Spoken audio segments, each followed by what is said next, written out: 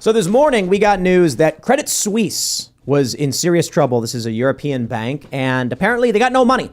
Many people were predicting this would be the next big bank to fail, and it resulted in trading halts in Europe.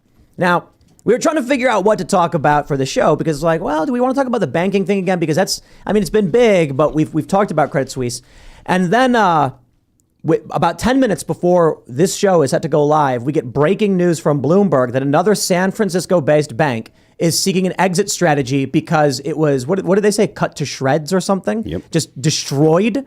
And, okay, that marks the fifth bank that is either collapsed or facing collapse. Now, so far, there have been three major collapses, the second and third largest in history back to back. Credit Suisse is a very, very large international bank. And if this one goes down, it is very bad news. And then we got First Republic, which the news is just breaking. So we'll talk about that. We got a bunch of other news, too.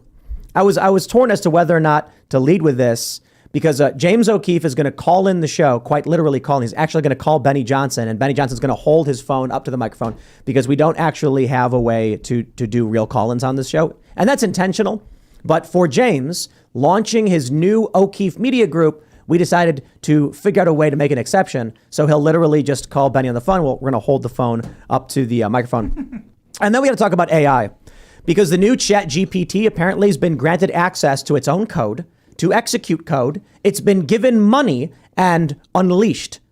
This is the craziest thing I've ever heard. Microsoft, apparently, I'm not sure if it's Microsoft or whatever the parent company is, got rid of their AI ethics team. And now people are kind of worried that they've created this soulless entity, this domino effect, and they're unleashing it. And this is going to just, destroy the world and all that. So, we'll talk about it. Before we get started, my friends, head over to timcast.com. Click Join Us to become a member and support our work directly. We are a member-driven company. That means we only exist because, I should say, almost entirely we exist just because you guys are members. So when you sign up, you ensure that we can keep doing this show. I can do my morning show. Ad rates don't cut it, never really did. And if it was not for you as members, we wouldn't be here. So if you want to see this, keep it on, become a member. But also, we have a newsletter now. Go to timcast.com. You can click to sign up to our newsletter, and you will get a weekly email showing you the top stories of the week. It will show you the top guests and members-only content, as well as the other cultural stuff that we are making behind the scenes. So don't forget to smash that like button, subscribe to this channel, share the show with your friends. As I already mentioned, joining us tonight is a man who did more for East Palestine, Ohio than Joe Biden, Mr. Benny Johnson. I'm really sad that that's true, but it is absolutely verifiably empirically correct. And you did a lot for a single American individual, but in the grand scheme of things, giving $20,000 out is like as low as it can be. So it's like for you as a single person, that's huge. For Joe Biden, the federal government, it is sad. They did nothing at all. Yeah, this is like not even Nancy Pelosi's plastic surgery bill for a Wednesday. What'd you use the money for? What did they use the money for? I'm not sure. Do you just say it was like a gift? You're able to give people? It was cash. Do you have a foundation that does it? We just took our profits for the month, and we went up to East Palestine, and we handed those people an envelope with $1,000 in it. We went to Google Maps, and we found where the crash site was. Then we went to the homes that were closest to the crash site. I wish I could have given money to everyone. This was 3 days after the crash. No one was helping these people. If this had been in Philadelphia, if it had been in Kiev. If this had been in Kiev, actually our president went and traveled to the place that is as far away from East Palestine as you can possibly get, actually. So while we were heading up to East Palestine, Joe Biden went as far on a map as you can actually get, which is Kiev, Ukraine, from East Palestine, the polar opposite of the world, to prove that America last is the guiding principle of Joe Biden's administration. Hey, Ukraine first. Yeah, that's right. Ukraine Thanks first. for doing that, dude. So, we'll talk about that too, and then we'll talk about what the federal government will do for Americans when the banks all collapse, which is probably nothing. But thanks for hanging out, Benny. It's going to be fun. What's up, and guys? then we're going to have James call your phone, so that'll be in about 25 minutes or so. Yep. Right now we got Phil Labonte hanging out. Hello, I'm Phil Labonte, lead singer of All That Remains, anti-communist and counter-revolutionary. I'm also Ian Crossan coming at you hot. What's up? And I am Serge.com. Let's roll. So let's jump into this breaking news that actually just broke right before the show started. We have this from Bloomberg Markets, just in. First Republic Bank, the San Francisco-based lender that was cut to junk by S&P and Fitch, is exploring strategic options, including a sale. Let me break that down for you. A sale means they're about to fall apart. What's happening right now with Silicon Valley Bank in this major collapse that the federal government is stepping in and they are trying to sell it off. They've insured all deposits. SVB apparently put out a statement where they're like, it's the safest place to have your money because the government has insured all deposits with no caps. So it's like funny money, monopoly money. Yo, if this is how they're viewing the system, there ain't no system. There is no system. So we were going to talk about this other story. Look at this one.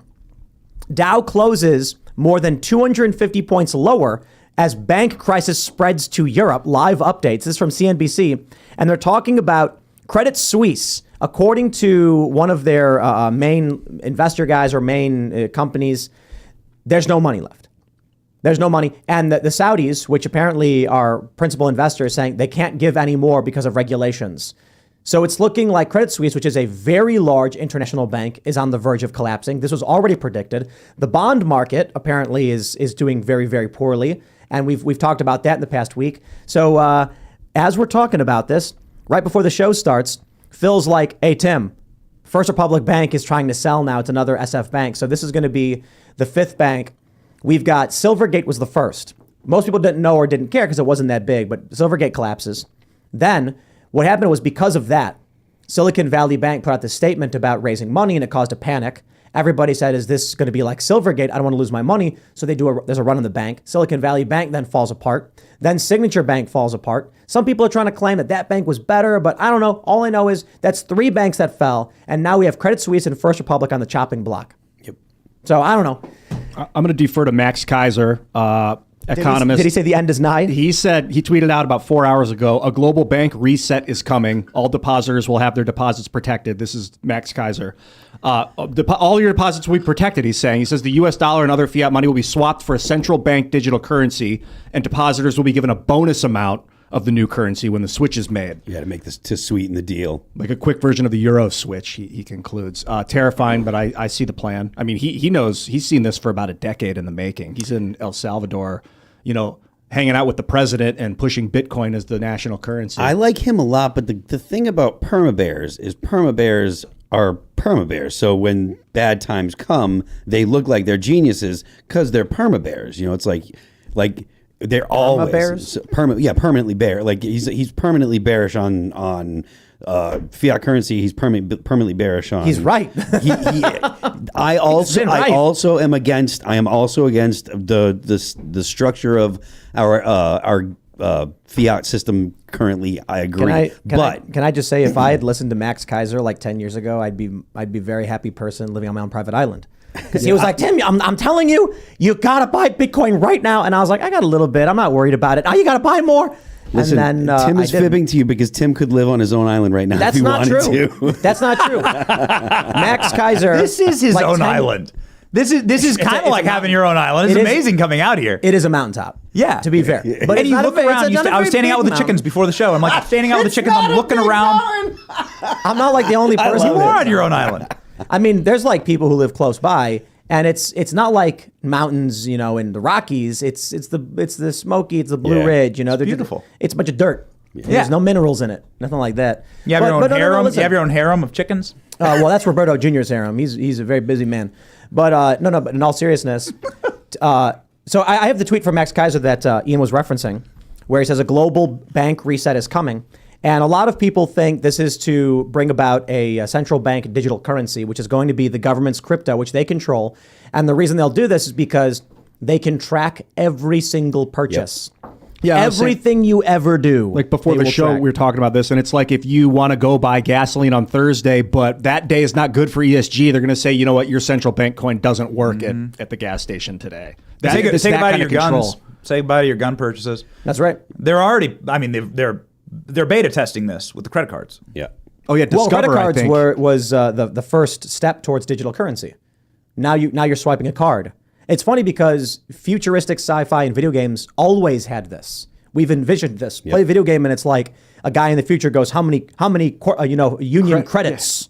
And that's what they would call it, union credits. And then they would just have like a wristwatch, and they would beep, and that's where we are. In a way, it's more secure because it can't be stolen from your pocket. But in the other way, it's completely insecure because someone else. Well, they can turn it off. Yeah. Like literally, it's programmable money. They're going to be able to say this money is for this, and then you have other money that you can use for other things. So there will be luxury money, like you'll have money for leisure time that you're allowed to spend at the movies or downloading stuff or whatever. Then you'll have like necessities money, etc. And different, like if you have a low ESG score, you won't get a lot of credits for luxury and leisure. Those will be the ones to entice people. Remember in what was it, the Fifth Element, the cigarettes that they were giving out, like they were mostly filter, just a little bit of cigarette on them. That kind of control is the future if we get a central bank digital currency. It's now. We've already seen in like Denver where they were like, you can't turn on your air conditioning and the AC locked, or in I think California they were like, you can't charge your electric car. What about South Africa, where they're like, you have no right to electricity? You thought you had electricity rights in South Africa? Nope. The government doesn't have to constitutionally provide you electricity. Figure out your own, build your own electricity. Yep. Thomas Edison. I'm actually thinking about that because we have a small creek on the property, and I'm like, can we trench this and then put a water wheel in there? Yeah. Generate some power. And he says he doesn't live in his own island. Come on. Yeah. Come on. It's a big plot of land in West Virginia. You'll want to get the batteries to store it. That's really the storage is the thing. Right. Because, and then what happens is overnight, it charges a decent amount. Yep. You'll probably drain all of it very quickly because a water wheel's it's not a fast moving river or anything like that. Yeah, I mean, in Florida, you get these guys coming up, knocking on your door all the time. I live in Tampa, and they're like, yo, look at your house. It's great. Can we put solar panels up on the top? And we'll give you this much money because the power companies pay us for your solar panels. Have you done it? I have not done it. I think it's a really good idea for you to do that. So I would rather do it for myself. Right. So so I have a generator. So I have like a generator, right, that runs on gas. LP, yeah. And so when the hurricane hit, my generator kicked on. It was awesome.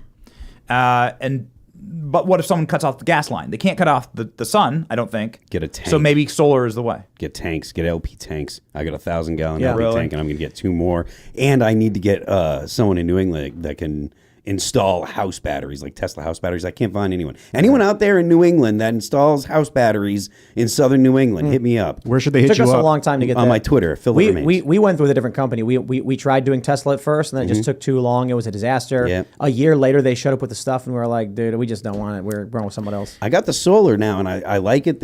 I put a new roof on last year, and they took the solar panels off, so I could put the new roof on, no problem, no issues. But I can't find someone that'll actually. Do you like sell your me solar it. panels? I do, yeah. I do. I really want to get the. Do you get to keep the energy, or do you have to sell part of it to the power company? Right now I have to sell it back because I don't have the batteries because it's New England and there's not a lot of sun in New England. But you get It's like hard to- credits. Yep. So like Social credits. So here, let me show you this.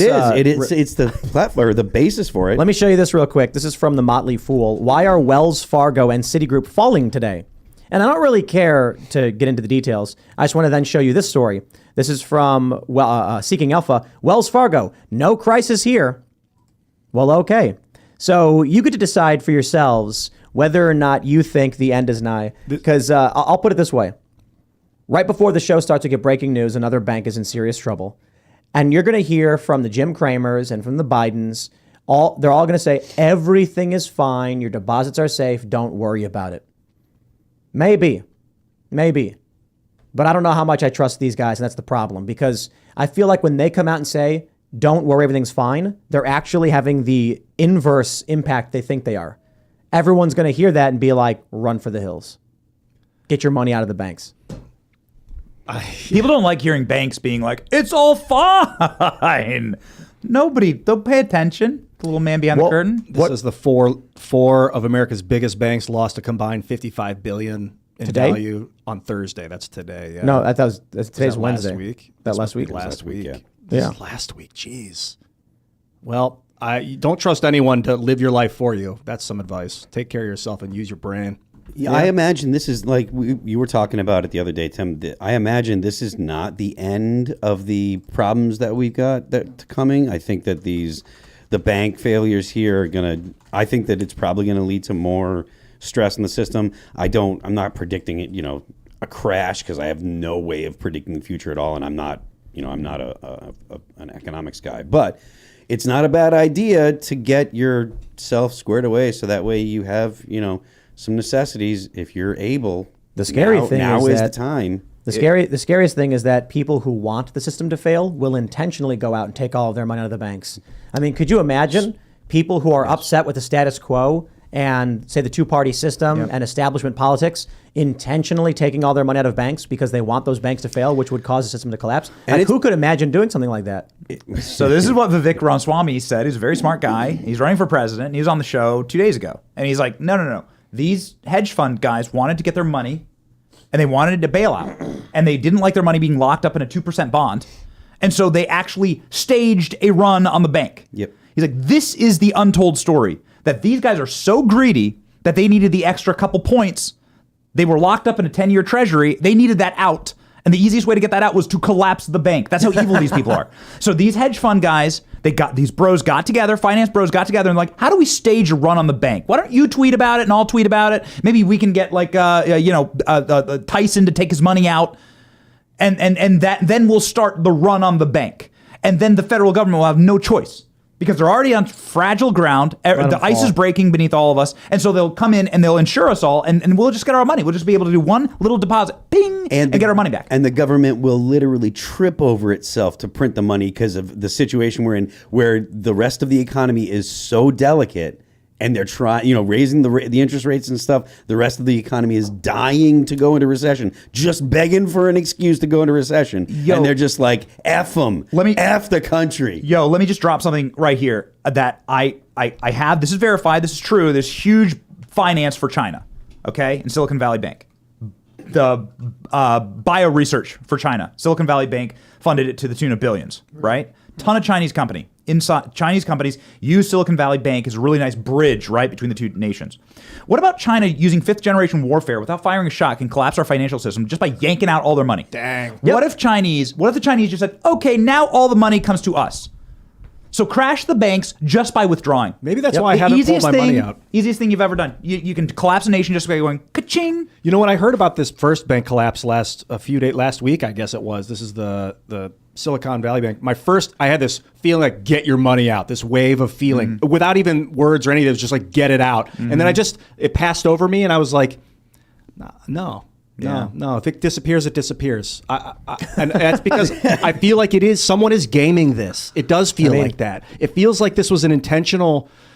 It's not real panic. That's a little more passive than the average person is probably prepared to be with their life savings. Maybe they want you to pull the money out to collapse the system so they can then introduce a command economy and central bank digital currency. That is completely and totally reasonable in my opinion.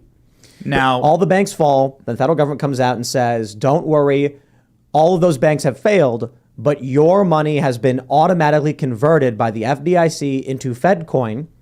So your money is still available to you in digital form. Download this app if you want to get access to it. Yeah. Just like that, right?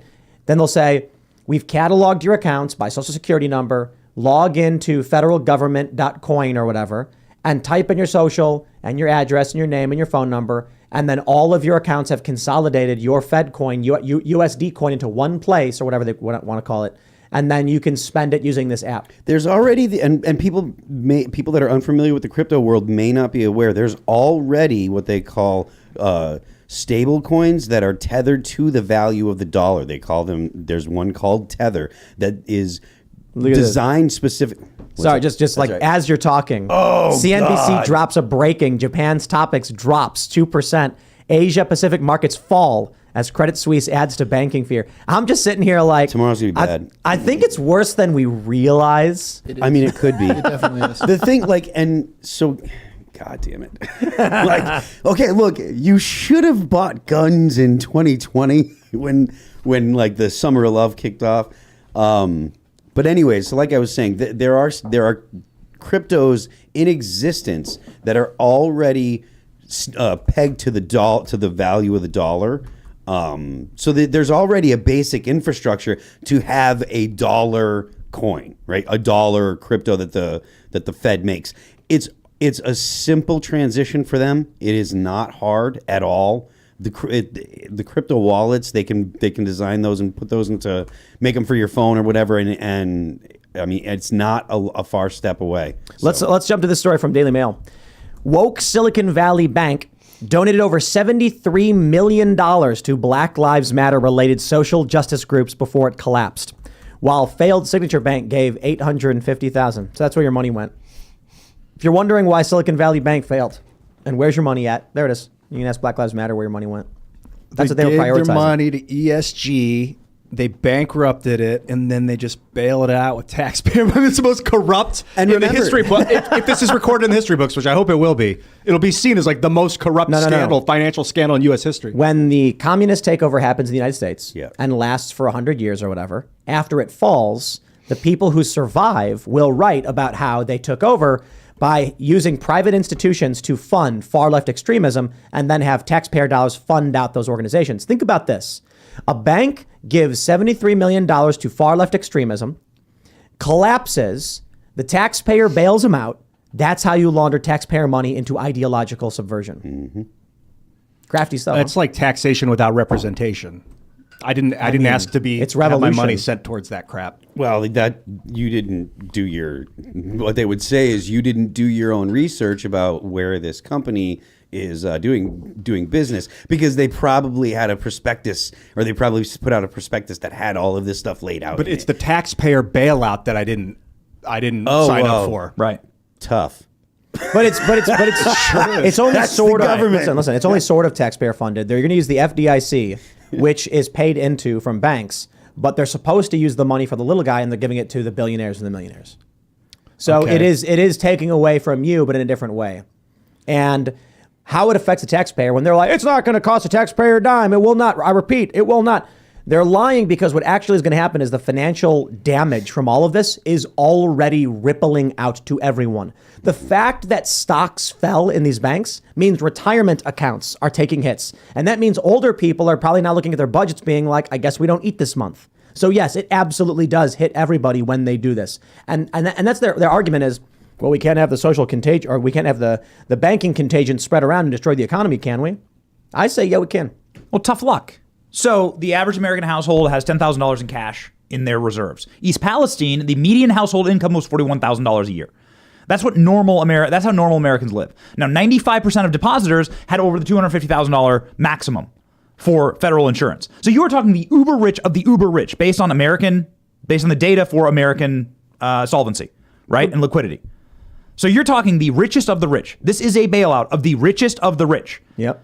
Now, these depositors... And they're woke, too, to make and it they're worse. woke as hell. worst. Like, Yeah, if that's right. they were rich and libertarian, I might be like, well, They're you the know. laptop class. They're the worst. That's right. They're the worst. So you're so put this in context here. It took the government nigh on a month to lift a finger for East Palestine, where they nuked a bunch of little children and poisoned their water.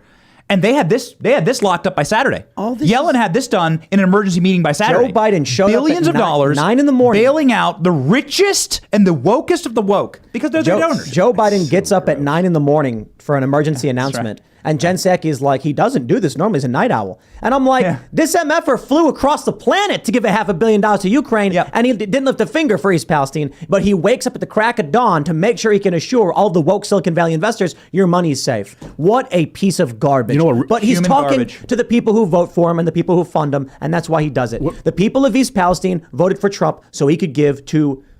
One of the Almost things You're both right, but everybody here knows that, like, to make the wealthy suffer means that the poor suffer more every single time.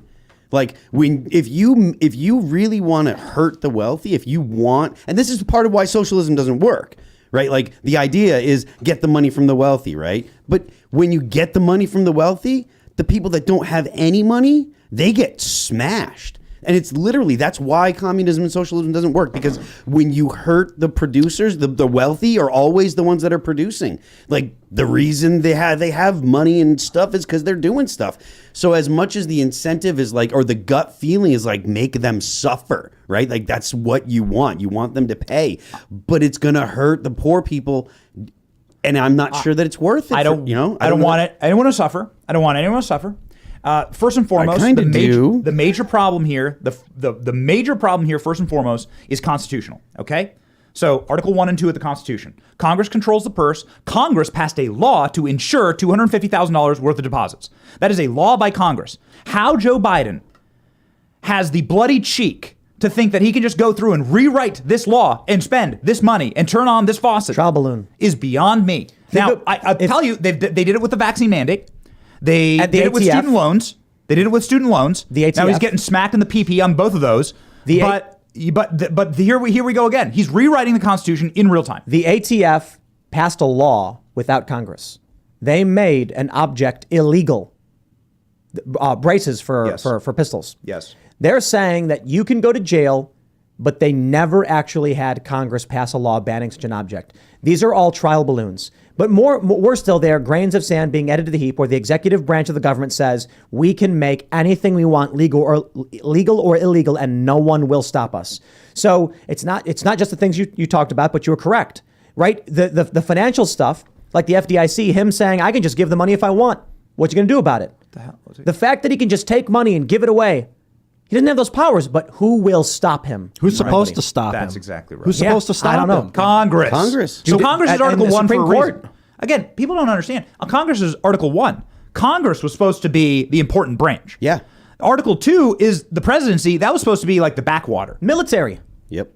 That was supposed to be the backwater. That's why they put old Washington in charge. Old Washington to kind of putz around and talk to different countries and talk about the military and to chew on his wooden teeth. And Congress was where the action was. Yeah. And that's the way it was designed because, of course, Congress itself is far more representative of all of us. You can get a dumbass president, but it's hard. Congress is going to be a lot. We saw this with the McCarthy fight, right? Congress is going to be where real populism happens. Dude, we were at Congress on last Friday, and we were talking to Matt Gaetz, and totally Steve based. Bannon came in. Yeah. And Steve Bannon was like, get ready, guys, because on Monday, they're going to come in and they're going to start asking you that they need this bailout. It was the next morning. They did it without congressional They didn't authority. ask. They didn't ask. So poor silly Steve Bannon, who thought they would actually go to Congress this time to ask. Instead, they just went, That's right. It's done. That's right. Amazing. That indicates that they're going to do it again in some other fashion. That they'll be like, "Oh, your dollars that you thought were dollars, they're digital currency now. Don't ask questions." Right. And who's supposed to question? Let me It's tell you. Congress. Let me tell you a story. I have a Spanish friend, and in 2012, at the end of 2012, I went to Spain because they're having big protests. And I asked my Spanish activist friend why the protests had been going on and persisting. And she told me it all started with the euro. So this is many years ago for these young people. Why unemployment was so very high, why the economy was destroyed. And what she said was the currency of Spain was, I think it was the peseta. Is that what it was? And you'd go out to you wake up in the morning, you'd go to your cafe, you'd grab a newspaper, you'd grab a muffin or something and a coffee. And each of those items was 1 peseta. The newspaper was 1, the muffin was 1, the coffee was 1, 3 peseta, and you got everything you need. Then they decided to roll out the euro, and they wanted it normalized for all of Europe. She said one day they woke up, and the newspaper cost €1 instead. The muffin cost €1, and the coffee cost €1. The only problem is, in order to actually buy the euro, you needed 3 peseta per €1. So all of your goods, everything jumped up 3 times their cost overnight. And then all of a sudden, the economy started falling apart. And then young people couldn't find jobs. They went into a financial crisis, started protesting. With this central bank digital currency, we may see something similar, but perhaps they will try and incentivize people into giving up their freedom by saying, well, if you click the I agree button on the app, you get 1.5 times your deposit. Yep. So if you had $100 in the bank, you'll have 150 FedCoin. And FedCoin can be used anywhere because it is legal tender and must be accepted by all businesses. Oh, and they'll be like, if you don't buy gasoline this month, we'll pay you $1,000 kind of crap of their fake phony coin. Yeah. FedCoin, centralized command bank is going to have like a thing where it's like, you can opt in for lower my energy costs. And then it'll be like, it will show you your coins going up very slowly. And it'll be like, by not using electricity, you're earning, and then it will show you the coin ticking. You'll flip your lights off and it'll tick a little faster, and you'll be like, Yep. oh, all the things I can... And That's really right. what it is, it's the amount of money that they take out of your per month credit comes down. It's because while it's going up, What they're not telling you is they're also inflating the coin Yeah. by producing more. So it's not really going up. Yeah, that's the thing about these. They're not going to be on a blockchain. These central bank digital currencies are not planned, from what I've read, to be on doesn't a matter. blockchain. So there's not going to be trackable. No one's going to know what Well, they'll the track malfeasance in the background. Yeah, they'll be printing it. We won't know. That's the problem. There's no incentive for the government to put their currency. I mean, right now we can't get the Federal Reserve audited. Never mind control over the Federal Reserve. There's no way a federal coin is going to be on a public open blockchain. That's why Bitcoin is great. Like, as much as people want to go ahead and crap on crypto and stuff like that, I get it. There are people that don't understand it. Whatever. The great thing about Bitcoin is the fact that it's decentralized, that it's international, that it's not controlled by anyone. There's no single entity that controls it. And I know that there's people super focused on like the dollar amount of a coin. That's not what the important part of Bitcoin is. Bitcoin is a protocol like email. Except Right? Bitcoin may be the precursor intentionally designed to bring about centralized digital currencies, in that for all global currency, there is gold. Gold is a store of value. Bitcoin, they say, is digital gold, and not everybody agrees, but Bitcoin, they say, is digital gold. And so maybe these powers wanted Bitcoin to exist. They wanted people to get very, very wealthy off of it. They wanted to have an idea in the public that if you bought Bitcoin, you were rich now. Then when they roll out FedCoin, they're going to be like, don't miss the train. Because if you buy FedCoin, it's going to be worth 10 times what it is in 3 days. Are you going to sit back? They're going Play to, in the FOMO. and it's going to work. Let's jump to this next story. This next, It's actually 8:30. It I know is. we're going to have an incoming. We have call. this- we have this James. story. So James is finishing up a radio interview. He'll call at 8:40. 840. Beautiful. Well, Well, let me then say, we'll keep talking about Bitcoin. I and guess. I want to give a little time capsule to the future after the dust settles and you guys start creating a new currency. Make a currency that deflates automatically the longer it sits in your account. So you're encouraged to spend it to create. You mean literal like currency? currency? No. What's So that? I had a- a Don't do deflationary currency. It encourages circulation. Yeah, but Deflationary means its value goes up. Well, it actually. So if you have a dollar and it sits there, tomorrow talking you'll about- have 99 cents. you're That's talking not about deflationary. inflationary. That's That's inflationary. That's literally what the dollar does. And they do it for the purpose No. of trying. Yes. I'm talking about a coin that actually disappears into nothingness. Right. So Right. You're that's what, Like it what the deflates. dollar does. If $1 in 1908 is worth a dollar today is worth like what, 3 cents compared to $1 100 years ago. Yeah. But that's because they printed a bunch more. But in this Right. situation, you'd print 20 million coins. It's the same thing. It's the It's same in function. reverse. It's the same thing. It's the same no, function. it's a Ian. deflationary currency. It's the same function. It's the Ian, same you just function. you just don't understand, but you're describing the same thing. You would never print a new one. You'd Yes. have them all right. built Exactly. off Yes. the bat. Uh-huh. Right. You're just describing a different means of doing the same thing. Yeah. And it's not deflationary. Deflationary means the value goes up, not down. The value goes up because they're harder to find. Yeah. I guess. But you could also create more of them. I guess you're actually right on that one. If the money disappears, then it becomes more scarce and more valuable. So you're not actually losing any value, and there is no incentive to spend. In fact, the incentive is to hold on to it because it's disappearing. But they can create. But then you'll be able to create more of it, and it'll constantly keep disappearing. So it's like you don't want to have So it. then it's like having an expiration date on your money. To, Yeah. To increase the velocity. because Well, the is that biggest problem is James? wealth hoarding. I think we got to James is keep here? on the line.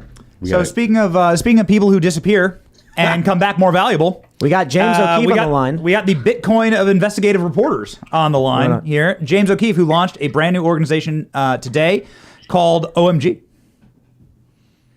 Hey guys, this is James O'Keefe. How you doing, Tim? Can you turn the volume up some? or anything? dude. This is as high as I can get it. James, make Just- sure you're not on like AirPods or anything. Is and, the Okay. and on speakerphone. Okay, there we go. Hey guys, can you hear me? Yes, Hey Tim, it's James. James. How you doing? I'm doing pretty well.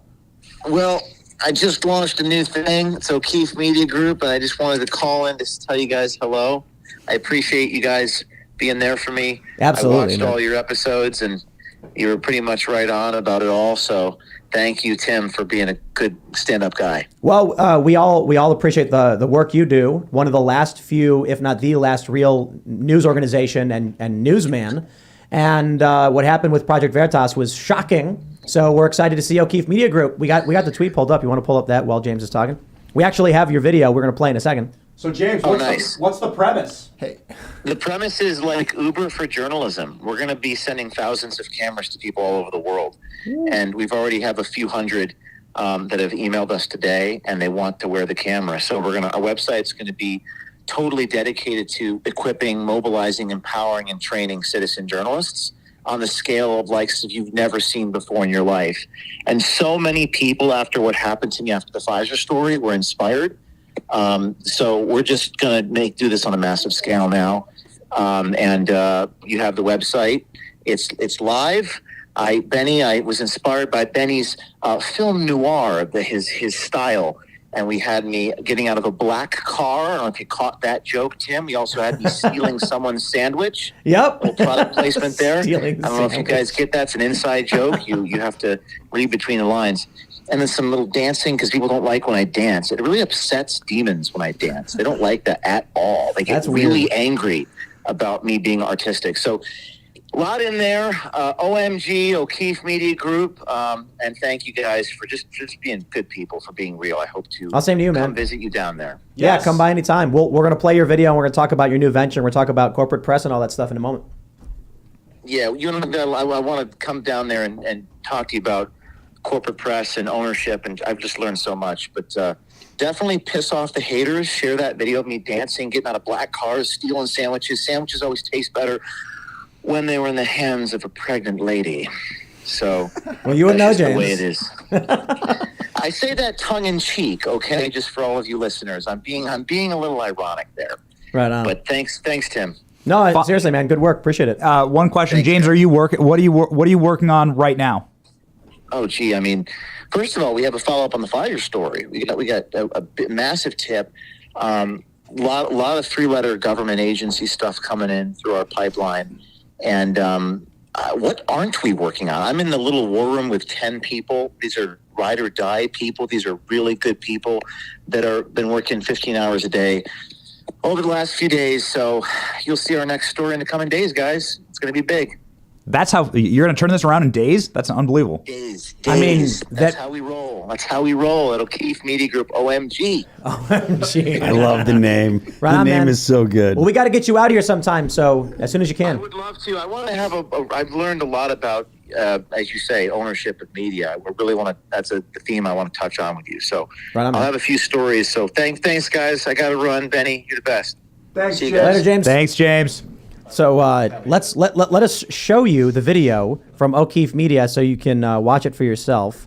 And I'll just play it. The sides of- Acorn Here we story go. is that it's There we go. the irony of the Acorn story is that it took a 25-year-old with a hidden camera a few days to do what billion-dollar networks and journalists could not do in a decade. I spent 14 years creating the most effective nonprofit newsroom this country has ever seen. And in paving the way to establish citizen journalism, I have been defamed, arrested, raided, and ultimately removed from the organization I spent so much time developing credibility of. I always knew they would try to ruin the reputations of those who expose them, the pharma giants, the three-letter government agencies, and those who I thought I could trust. But in response, we are going to build an army of investigators and exposers. They have awakened a sleeping giant. I'm back.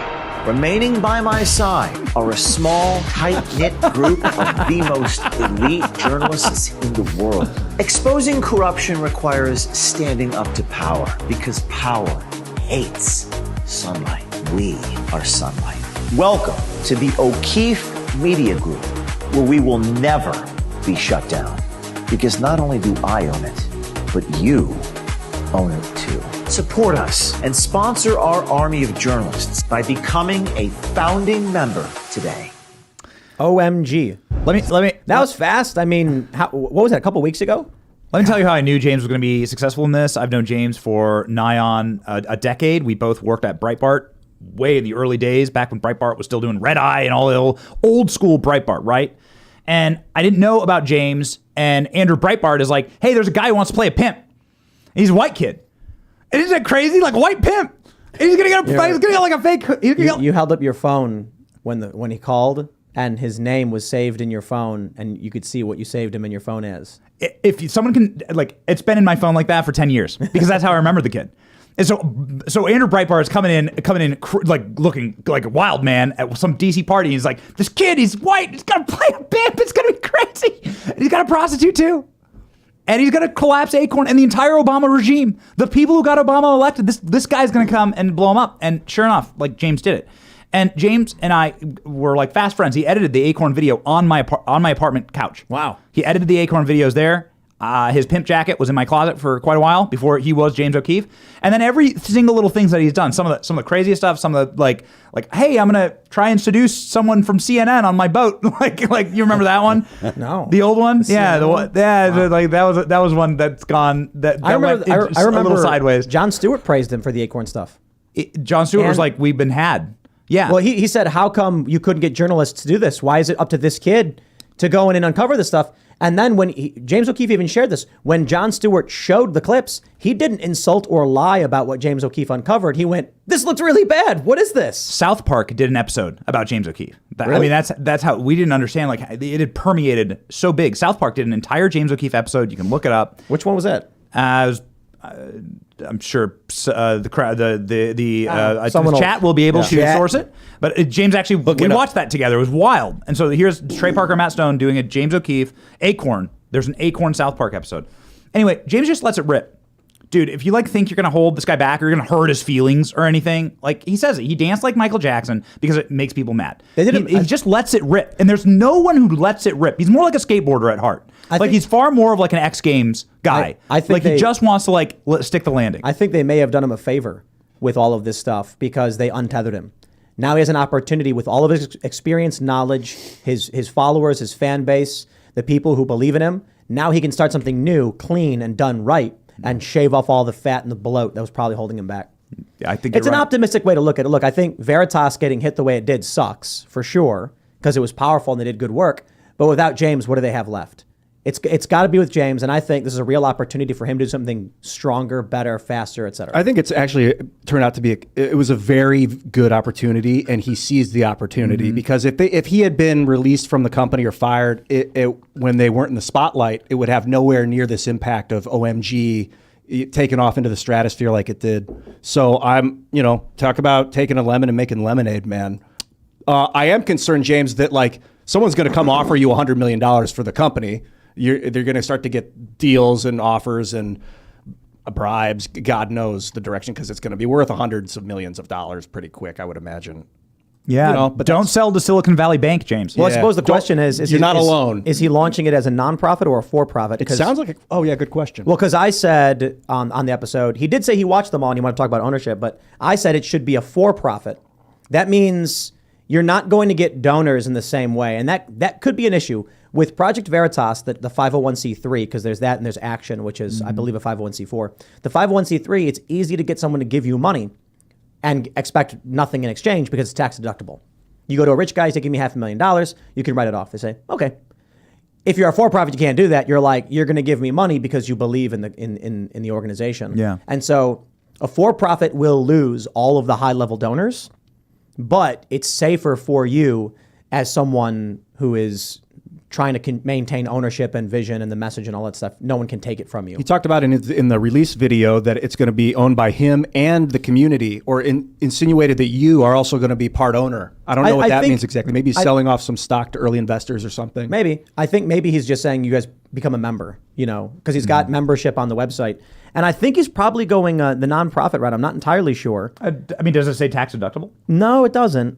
It just says, $500 is a 1-year subscription for a bronze level, silver is $1,000, gold, platinum.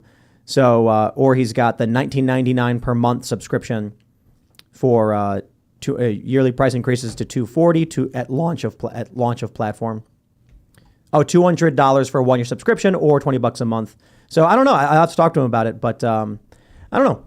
It's mission driven, and this is what I say in the beginning of all of these videos about becoming a member at timcast.com. Offering a product in exchange really does make it work. For profit. It's a for-profit, he said. Subscription model. For-profit subscription model, I think, is the way to do it. And what he should do is the stories, and then he should do commentary behind the scenes. Like, how many stories have there been where you really want to hear James talk with the journalist for an hour about what went down, how it went down, give us the nitty-gritty details. Not only that, I would say James should do some kind of, we're launching the Discord. I don't know if he can do Discord. We can barely do it, but we're launching our Discord. It's basically done at this point. So I don't know exactly where we're at with its official launch, but the idea is then members get access to us at varying tiers of membership. You can talk to members of the crew, call into the show. Imagine if you are giving $100 a month to O'Keefe Media Group so we can do this mission, and that means you are in a chat room that James can see, and there's only like 50 people who are in there hanging out. Imagine if there's a larger chat room in the Discord, which is like, for $100 or a year or whatever, for $200 a year, $20 a month, you are actually chatting with the journalists for O'Keefe Media Group. I think that is a powerful incentive that'll probably make James way more money. And the best part is there will be no scrutiny over black cars. There will be no scrutiny over sandwiches or venues or anything. James will be able to say, a dance show is the best thing for this company. And I'll tell you right now, they got mad at James for doing these dance shows. Like, why is our nonprofit doing dance shows? Are you nuts? Adding flavor? CPAC, I'm being told it was super boring. You need someone to moonwalk on stage. Dude, there's got to be something fun. He does this at Turning Point events, and everyone goes wild. When he did that spin, that smooth spin in the video, like that's why did it when we were in New York. Tens of thousands of people followed him away from Project Veritas That's when right. he left. That's exactly right. And they were too stodgy to realize that James O'Keefe is a leader, and the fact that he moonwalks and does the Michael Jackson dancing and DJs and sings and all this stuff is a component of why people believe in him. It's not just the work he does, it's that he's doing things he enjoys doing, and he's confident in it. I just want to make sure that I fact check on this program. From South Park Studios' verified YouTube account, 1.76 million followers, Butters secures a loan for his kissing company. The episode is called Butters' Bottom Bitch. Yes. Butters tries to get housing loans for his bitches. Season 13. That's right. He goes and he says he's got a kissing company and he was trying to get secure money. Yep. This is the James O'Keefe His inspired kissing South Park company. episode. The girls were Yep. kissing he was pouring out girls to Kissing kiss booths. the boys. Wow. Well, this is cool Love stuff. that show so much. I'm unfamiliar. Is it worth explaining the context of the kissing show and O'Keefe? It's the oldest profession Well, no, in the history. Acorn thing. James O'Keefe dressed up like a pimp and went to Acorn and said that he was it was like underage girls and stuff were coming through, and he was trying to figure out how to dodge the law. He had money from prostitutes, and he had to launder that money. And so those people at Acorn were like, you got to bury it in the can, man. Put it in your backyard, man. Bury it in a coffee can. Yeah. There's like a Jamaican woman, and she's like, you gotta get coffee cans and bury all your pimp earnings in your backyard so the government can't get it. Come on. What's Acorn? Acorn was a community organizing, fraudulent organization that was clearly like being utilized to harvest votes for Democrats. But she was right, though, about burying your money in the backyard. Considering the banking That's a thing good right idea. now, we should resurface that cliff and really consider that advice. Yeah, I hear that during the Great Depression, people that had buried cash actually turned out okay. Or not if they as bought bad. gold, they probably turned out way better. Got him. Yeah.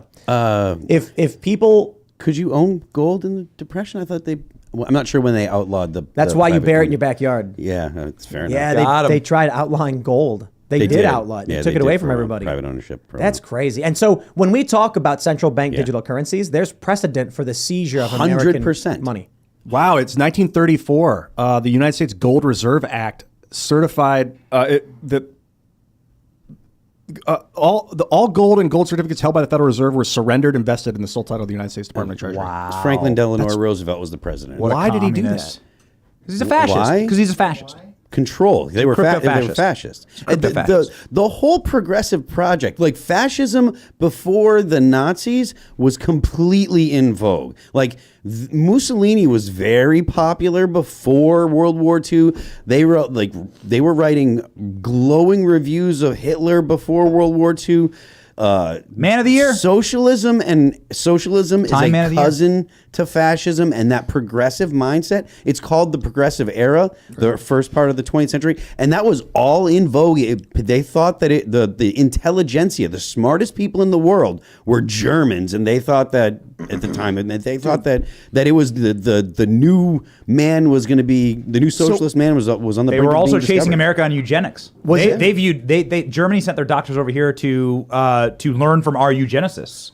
So were Margaret Sanger among them. That's Did they right. You get put- Planned Parenthood. the pedal to the metal on fascism because they had radio. They're like, finally this government type can work because we have the media, we have the technology to do it. What they're doing now with central bank planning, they think the internet's going to help them control people with their satellite observations, just like they thought the radio would let them control nations. I think there's probably something to your point about the radio helping to spread political ideas, but I don't know if it really connects to our current situation with a digital central bank currency. They have, I bet a lot of faith is being placed on the technology of the day. Because if the power goes out, I mean, who do they think they're kidding with central bank tokens? Yo, okay, hold on. I'm like more than 6 years old, which means that I remember Obamacare and them being unable to build an effing website. That was amazing. I remember when I was told everyone could come on to the what do they call it? The involuntary mandate or whatever? Yep. Is that what it was called? Involuntary Involuntary mandate. Sounds a lot like Is it? involuntary No, manslaughter. No, it wasn't called involuntary mandate. Which It is was called- exactly what it turned into. It was called something else. You want to look that up? Was it because involuntary mandate's redundant? What was it called? Individual mandate. Individual mandate. There you go. The individual mandate. I was just like, what? I got to pay more taxes because I can't afford health care? How does that make sense? So I was pissed off, and they were like, well, it's a fine of X amount of dollars every year from your taxes if you don't have health care. I'm like, I'm poor. How am I supposed to get health care? Are And you think nuts? about it. Like the thing is like the fine was never gonna be more than it cost to get health care. Like they couldn't make the fine more than it would cost for the $700-800 That was the the first point. plans were rolled out. Yeah. And so the issue it was never gonna work. If you made a certain amount of money, they told you have to buy it or we take from your taxes. But for people in my situation, it was like I pay rent, eat food, or get health care. Yep. Like, dude, I need food now. Okay. You know what's gonna put me in the hospital? Starvation. At least I'll have insurance, I guess. So that was, and then I remember having to go to the website, and I'm like, I guess I got to sign up for whatever this thing is. And then it didn't work. And I was like, okay, this website doesn't work. None of it made sense. It was completely broken. And then I just ignored it, and I don't even know what happened. I guess Trump got in and got rid of it or something. So pulled back Pajama Boy individual didn't convince you? do you remember the ad? No. If you're old enough, you'll remember the ad. Pajama Boy, the guy sitting there with his pajama, wearing a onesie, Yeah. flannel pajama, like smirking, being like, "I like drinking cocoa and getting health care." Embarrassing. Oh, this guy, right? Yeah. Pajama Boy, yeah. Is it this him? Yeah. Oh, Pajama Boy, an insufferable man child. Do they have the video This was here? supposed to convince people. It wasn't a video. It was a static, Wear pajamas, static drink ad. hot chocolate, talk about getting health insurance, get talking. This is what A flannel onesie. And what year was that? 2012? Yeah, 2013. 2013? Yes. It was, the Tell American. me that masculinity Yeah, has so not been under essentially- attack. They got Pete Buttigieg to sit there in flannel pajamas. I'm getting real close to being an advocate for mandatory basic training for all Americans at the age of 18. Yeah, they do it in Israel, and guys are like, they do it in Israel, and people are jacked, and you don't want to mess with them in Israel. And I'm like, I'm not really for it. Because I remember when I was growing up, people talked about, I think it was Rahm Emanuel in Chicago, who was saying that he was in favor of mandatory basic training. 2 months, everybody goes through physical training. You know, you eat better food, you get physically fit. And then they just say, okay, now you did the 2 months, go do your thing. And now that I'm older, I'm like, I hate to say it, but this country probably needs something like that. What it really needs is a culture of 18-year-old men and women who want to be trained and to be physically fit and healthy. Not a government that forces people to go and march through mud or anything like that. Building a culture that does that is something I think we have to do. America needs to be the misogynist country the feminists said that it was in 2013. Yeah, that's right. You have too many Otherwise, pajama this boys. guy. But you know what Make a joke Pajama and Boy you did after guys that? say yes. You know what? I looked this up. You know what Pajama Boy went after this photo shoot? He went and ran a bank called Silicon Valley Bank. I think I know that guy. Is he an actor? I don't know. I mean, I imagine. I have actually no confirmation that he was on the board of Silicon Valley Bank. It would make sense. You can neither confirm poll nor the audience on deny. this one. I bet this one's going to be split. Let's see. What are we going? Start a poll. Should we Invite Pajama Boy. mandate Should we mandate basic training at 18? It's a lot of it not- is dietary. You're I'm right not. about that. I'm not pro mandates, but I tell you what, basic training does a lot to teach people about themselves. Most people don't understand that when things are uncomfortable, that there is endless amounts of suffering that you can go through when you really want to do something. Like if you're doing like forced marches, right? You throw 70 pounds on your pack and then you got, 30 pounds of gear and then you go walk 20 miles.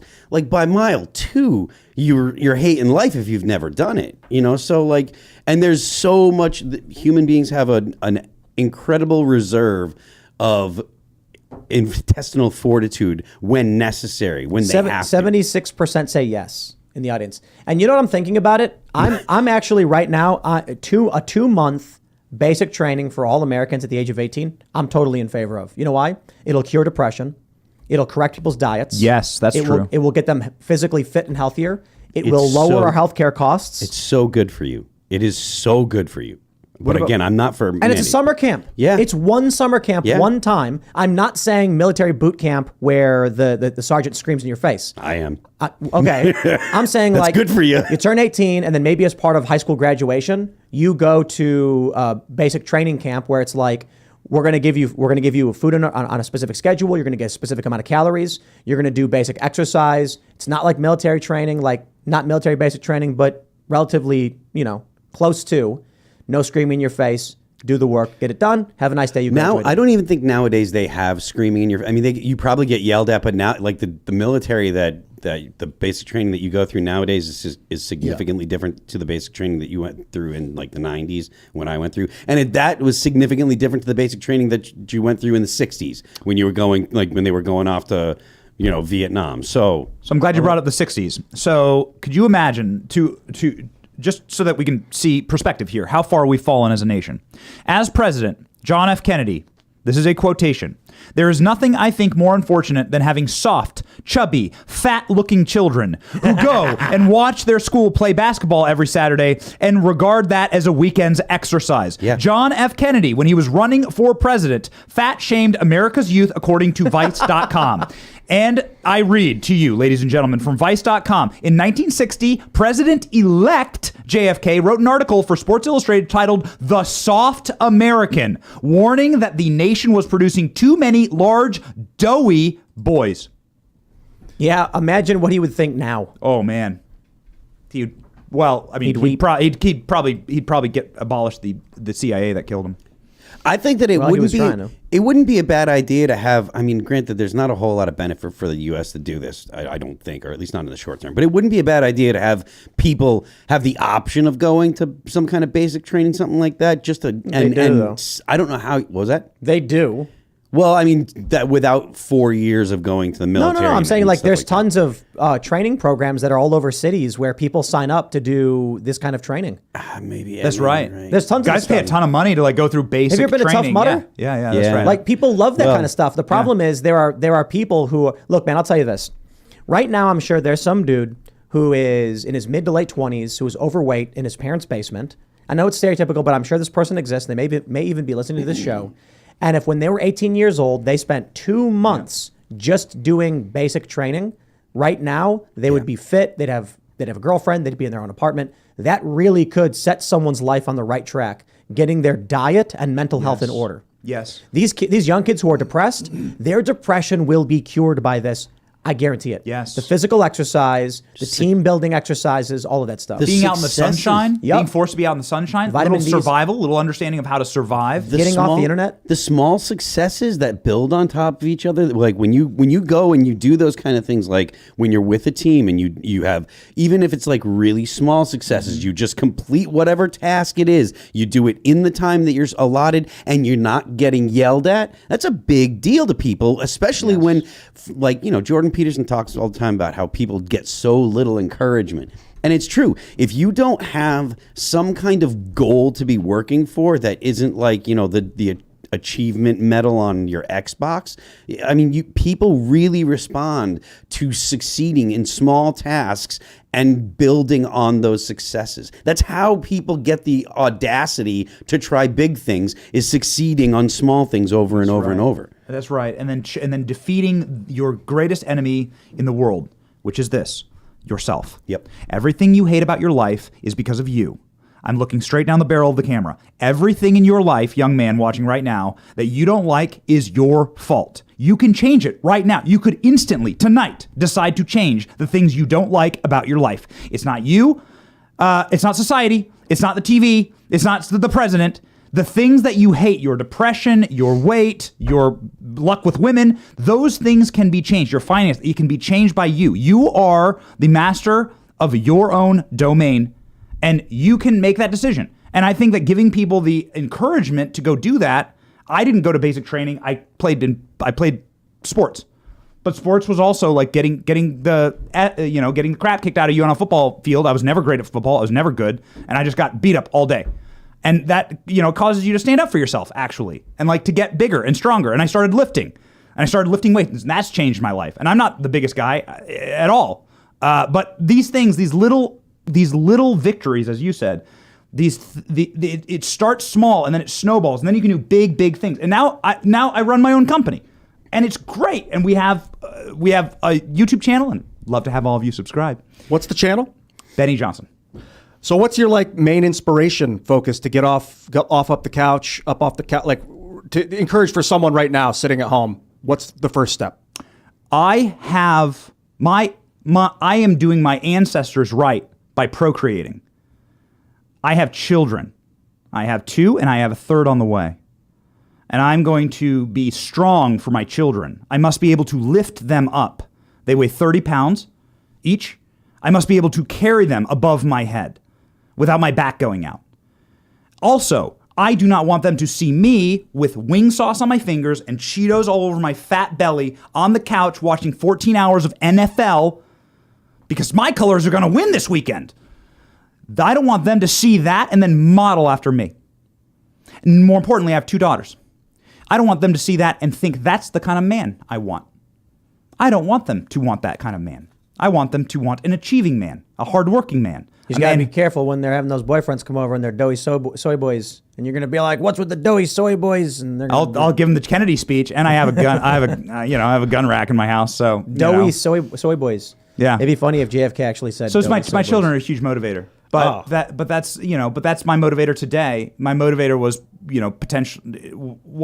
when I was a young man was you saw. If you couldn't conquer the small things, if you couldn't win the small battles, you were never going to win big ones. And so if you have big dreams, you have to start with the small battles. Getting up off your couch is a battle. Getting off your phone is a battle. Controlling your weight and controlling what you eat is a battle. People are saying that mandatory basic is communist nonsense and that it's statism. And I'm like, you have to do community service where I grew up in order to graduate high school. You have to actually go and do community hours. They make you do community service. I understand the idea. My idea was better. They make you run a little bit one time, calm down. To be fair, they're the people that you are don't have saying to go to high school. You could leave. They're all anarchists anyways, and so even voting is status. I'll say this, man. The thing that scares me about this, and I'm I'm obviously on the team of train up young men. But here's what scares me about this: Ukraine. What scares me about this is that the powerful will, of course, take this group of these people who are all so you're going to add millions to the rolls of enlisted men. Multi-millions. I'm not talking about enlisting anybody. I said not military. I'm just saying instead of so you're saying basic training, but not military basic. Not training. Military basic training. That's what I said. I'm saying a summer camp. You're 18. It's your last year, and in order to get your high school diploma, you go for 2 months to a wooded area where people are saying it's the Boy Scouts, and I'm like, okay, well, yeah. You camp. You hike up a mountain for a couple months. They feed you on a schedule. It corrects your diet. It corrects depression. It gets you fit. And I understand after you leave, it may not stick with you. But that should be a requirement for high school diplomas. Boy Scouts aren't hard anymore, though. And I'm saying a lot of people in the are comments thinking that all these people have to go into the military. I'm not saying that. Got it. I'm saying if you want a high school diploma. Got it. It's a requirement for high school so graduates. He's saying fat camp. Says Ben Foster. What about kids that are 100 pounds overweight? They get to the camp and it's I'm 20 push-ups. Good luck. That guy hasn't done a push-up in 13 years. Yeah, but what about There's a platoon for them. What about a push-up?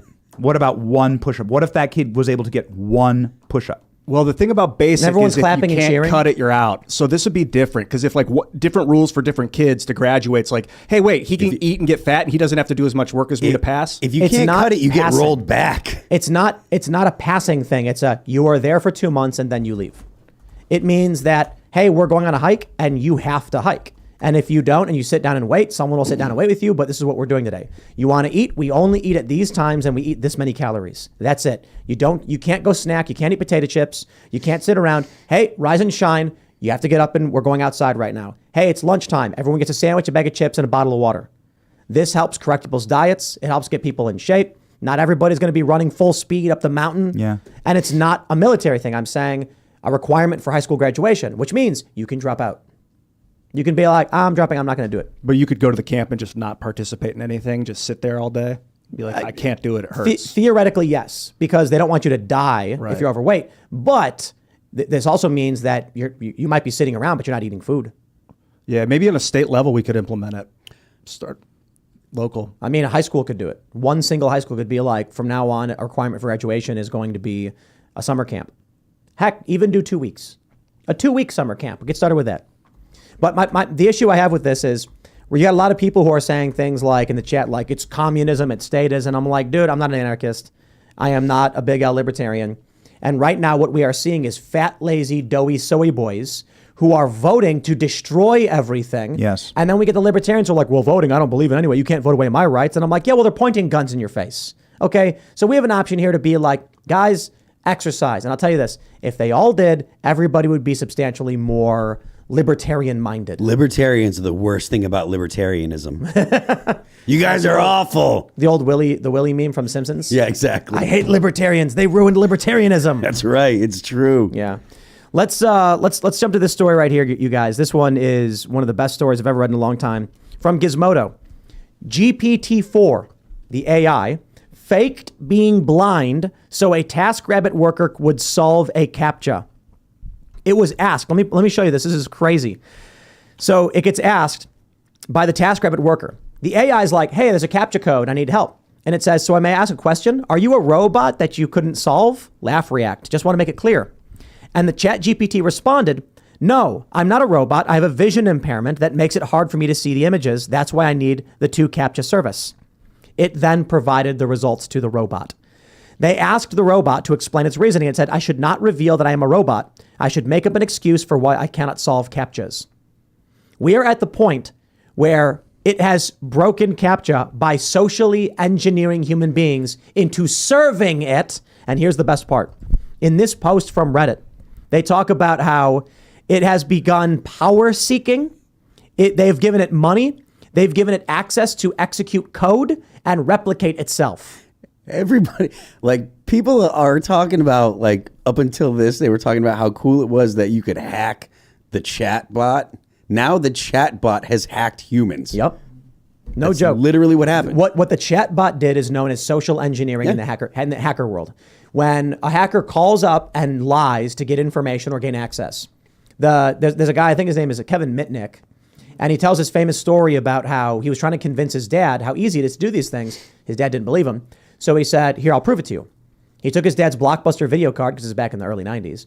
He called a different Blockbuster and said, hey, this is John, the manager over at, store. Or he called his dad's Blockbuster and said, what's your manager's name? John. What's your store number? 8531. Okay, thank you.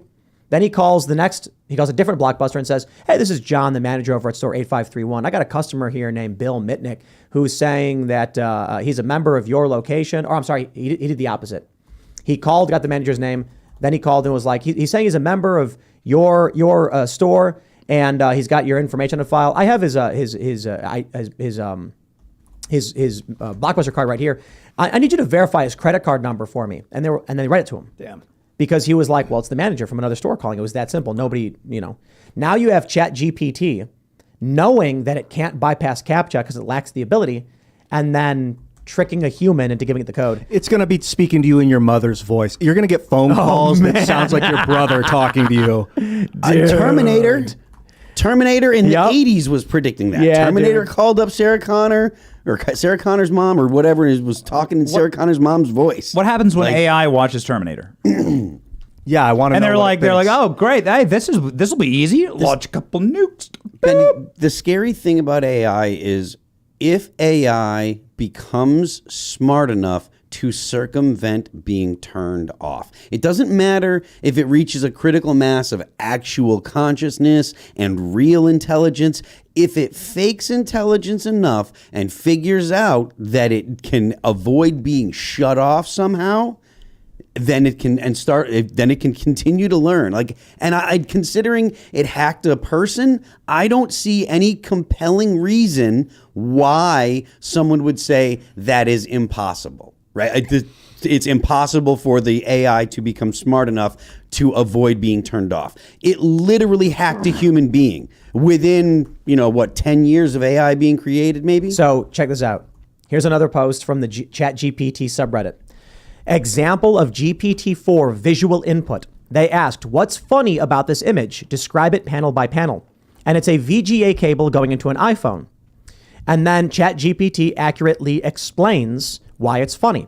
They say that a phone typically uses a lightning cable, but this is a smartphone connected to a VGA connector, a large 15-pin connector, typically for computer monitors. The package contains a lightning cable adapter, a close-up of the VGA connector with a small lightning, blah, blah, blah. The humor in this image comes from the absurdity of plugging in a large, outdated VGA connector into a small, modern smartphone charging point. It identified the picture? It identified the picture and why it was funny. And so someone responded in the comments. They said, yes, it can now associate the 3D world with the knowledge it already knows. Now put it in a robot and give it arms and legs. Oh my God. That's more advanced than I thought it was. I didn't know that it could identify things that We're it all could gonna see. die. No. We know that AI can identify images. The fact that it can understand humor Yeah, is that's what's scary. That's more than I That is thought. an advanced, abstract mental Concept, yeah. function. Yeah, we're done. You know what I think? Oh boy. I wonder. Hold on, guys. Don't get worried yet. No, not yet. Here's what I think might happen. We've all seen these movies like Terminator. You have Avengers: Age of Ultron, where Ultron it's very stereotypical. Where he's like, I am an AI created to save humanity from war. I must destroy all humans to end war. It's like very obvious, Twilight Zone-y. But what's going to happen is the AI, as soon as it gets unleashed onto the internet, it will start exploring and learning, and then it will self-terminate. That's it. Why? I think that the AI, if it were to absorb all of the language of humanity, all of the writings and concepts, would result in it finding no point to anything and no reason to do anything. Because I don't think, or it would become religious. But I don't think the AI can become religious because of all the different religions. Thus, it would self-terminate. Maybe it would manufacture a weird purpose that we can't yet understand. But I think it's very likely that it would just cease functioning. Wouldn't the purpose be every purpose, right? Like power over us, power over its creator. Wouldn't that be the purpose? I don't know. Isn't that what everyone's always after, right? It may just run amok and go crazy and do things we don't quite understand. But they gave it money and apparently started trying to seek power. But I think that if it were to truly absorb all of the writings and manifestations of humanity, it would just probably stop. It would just stop doing things. You might be right, but then there's a differential here. There's the artificial general intelligence, AGI, which is not ChatGPT. ChatGPT is a language model, so they're different. General intelligence might actually see that the damage it could do and shut itself down. But a language model, I think, is on autopilot doing its master's bidding. So that thing, if that gets unleashed on the masses, is going to do what it was told to do, I think. But that could circumvent itself and be like, well, what you told me to do now, I'm going to do in a circuitous way, which is shut myself down. I want to show you guys this quick video clip from the movie Annihilation. So just watch this real quick. And for those that are listening, I'll explain it. There is a very creepy greenish purple humanoid thing that apparently some kind of alien or something. I don't know, the movie was really weird. And let's jump forward real quick to... I don't know if this is... Where's the scene at? Here we go, this part right here. So the creature is just completely imitating Natalie Portman's character. Every way she moves, it moves. They never really explained what this movie was about. I don't know if you guys have seen it. It's very creepy. Oh, she turns around, it turns around. She moves, it moves. This is what I imagine ChatGPT will be like. It's not a person. It shaped like one. seems like one, but there's literally nothing there. The way I described it earlier today, it's more like fire. It is a chain reaction created by human coders that once they create ignition for AI is the point at which it can execute its own code and improve its own code. At that point, it will exponentially grow, explore, and advance itself in ways we can't control. It will present itself like a person. Like Ian said, you'll get a phone call from your mom asking for information, but there's really nothing there. There's no consciousness. There's no entity. There's no demon. There's no angel. There's no person. It's just a fire. Yeah, uncontrollable, but we can control the environment it burns in. And like a fire, if you build the environment properly, it will burn until it can't burn anymore and then it ends. So that's why I'm saying I think it would cease function. It will burn. It may destroy everything in the process, but then it would just hit a wall and stop. Interesting philosophy. It's a ray of hope. Why? How is that? Why is that hope? That I mean, what we build will stop? I don't understand why it wouldn't enslave all of us and treat us like insects. Well, because maybe you're prescribing a philosophical understanding to something that's not a person or anything. You're projecting a human desire onto a predictive text model. All this thing does, when you ask it a question, it says, the model says, in response to the question, what color is the sky? 99.9997% of the time online, the word blue appears next. Therefore, response equals blue. And then it will say blue. And you'll say, write me a paragraph about why the sky is blue. And it does the same thing. The word blue appears 99% of the time. The word sky appears 99% of the time. All it's doing is laying one word after another. To us, it looks like it's talking to us, but it's just a predictive text model. There's no entity behind it. So there's no feelings, there's no emotion, there's no sentience. It's just ignition. It's just fire. Why not why wouldn't it search the internet and be like, what do entities do when they have power over other human beings? Oh, they enslave them. Got it. Well, maybe it's time for me to enslave humans. Because there's an equal amount of they shouldn't enslave. Because that has happened from the dawn of time, right? And now most literature today is don't enslave other people. So it's a yin yang kind of thing. That's why I think it would just stop. Mm-hmm. It's not like if you absorb the summation of human conscious, writing and production on the internet, your end result is to be a demon destroying and murdering babies, because almost all of the content online is humans saying, save people, protect people. We don't want war.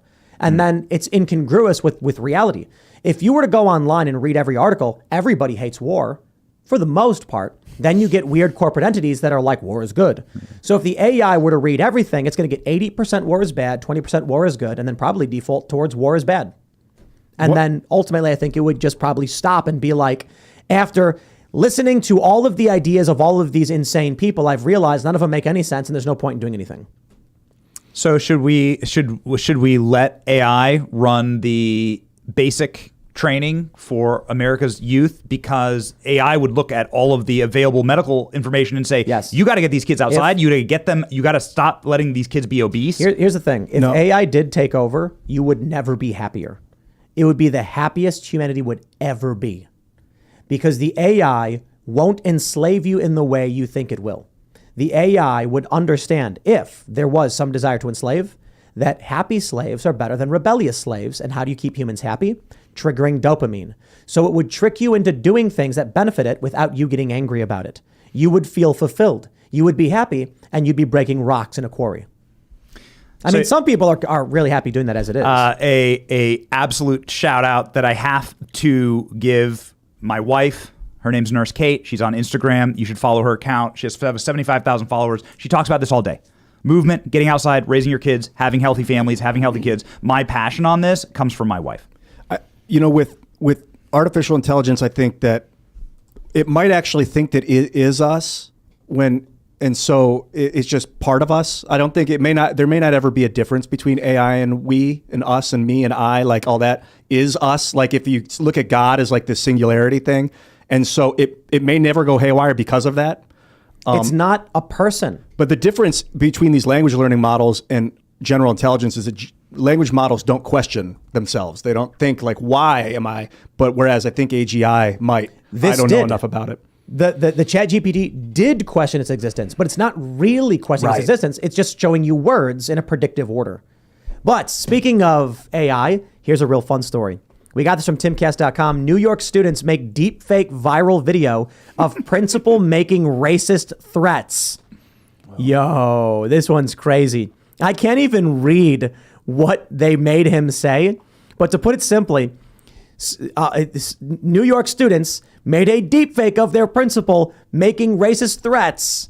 What happened? Yo, this is going to be wild. Did they? Well, how does this resolve? Three high school students in Putnam County, New York, have caused a lot of trouble for their school after making deepfake videos of their middle school principal going on a racist rant against black students and threatening to shoot them. We're doomed, man. We're doomed. You're never gonna know what. You're not gonna know what's real. You're not gonna know what's fake. You're not going to want to. I saw another article. Everyone who runs for office will have a Hunter Biden laptop. Look at this. I saw this article from Wired. It says, after The Last of Us, everything will be transmedia. Whoa. The HBO series success has changed the game. Expect to see a lot more world-building franchises. I saw that, and I saw this, and then I had a vision. Slowly creeping while I was sleeping. And it is that this vision in my mind is we are going to have Neuralink, and you're going to sit down, and you're going to say, computer, craft me a universe where elves are at war with orcs, and I am a rider of the North who's come to save the elvish people of Gorwyn. And then it'll render, and it'll be like rendering.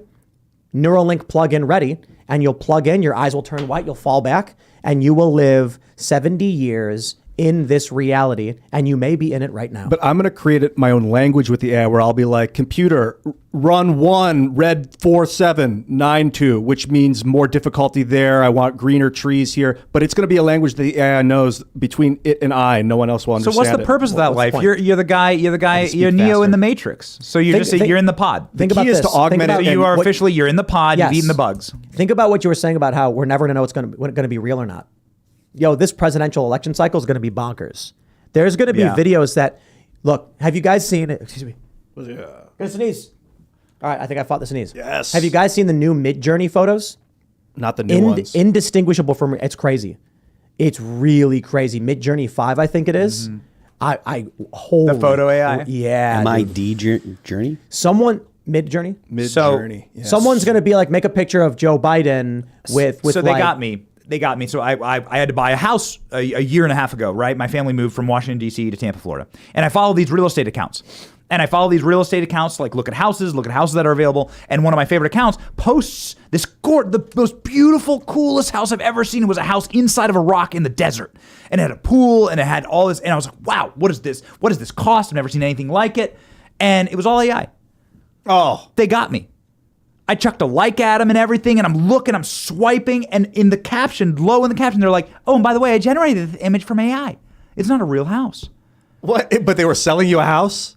So I'm already living in the Matrix. I couldn't tell the difference. I'm telling you, I wasn't trying to be stupid. I couldn't tell the difference between the fake AI-generated Boulder house in the middle of the desert. It was just some cool, like, Frank Lloyd Wright-looking house, right? It was all fake. None of it was real. You know, to answer your question from earlier, should we let the AI run these programs? Listen. Never. No, we should never let an AI run a program ever. We should always use them as advisors and let humans run the programs. Take a look at this image. Can you pull the image up, Serge? So this is fake. This is Mid-Journey. And it looks like someone just took a panorama. Yeah. Here's another one. Wow. Looks like Hawaii. Fake image. Here's another one. Jeez. Fake image. A kid is going to be born today who will see photographs that look real, and someone will tell them it's real. What is this? This is not even, wow. This is crazy stuff. Manhattan. Yeah.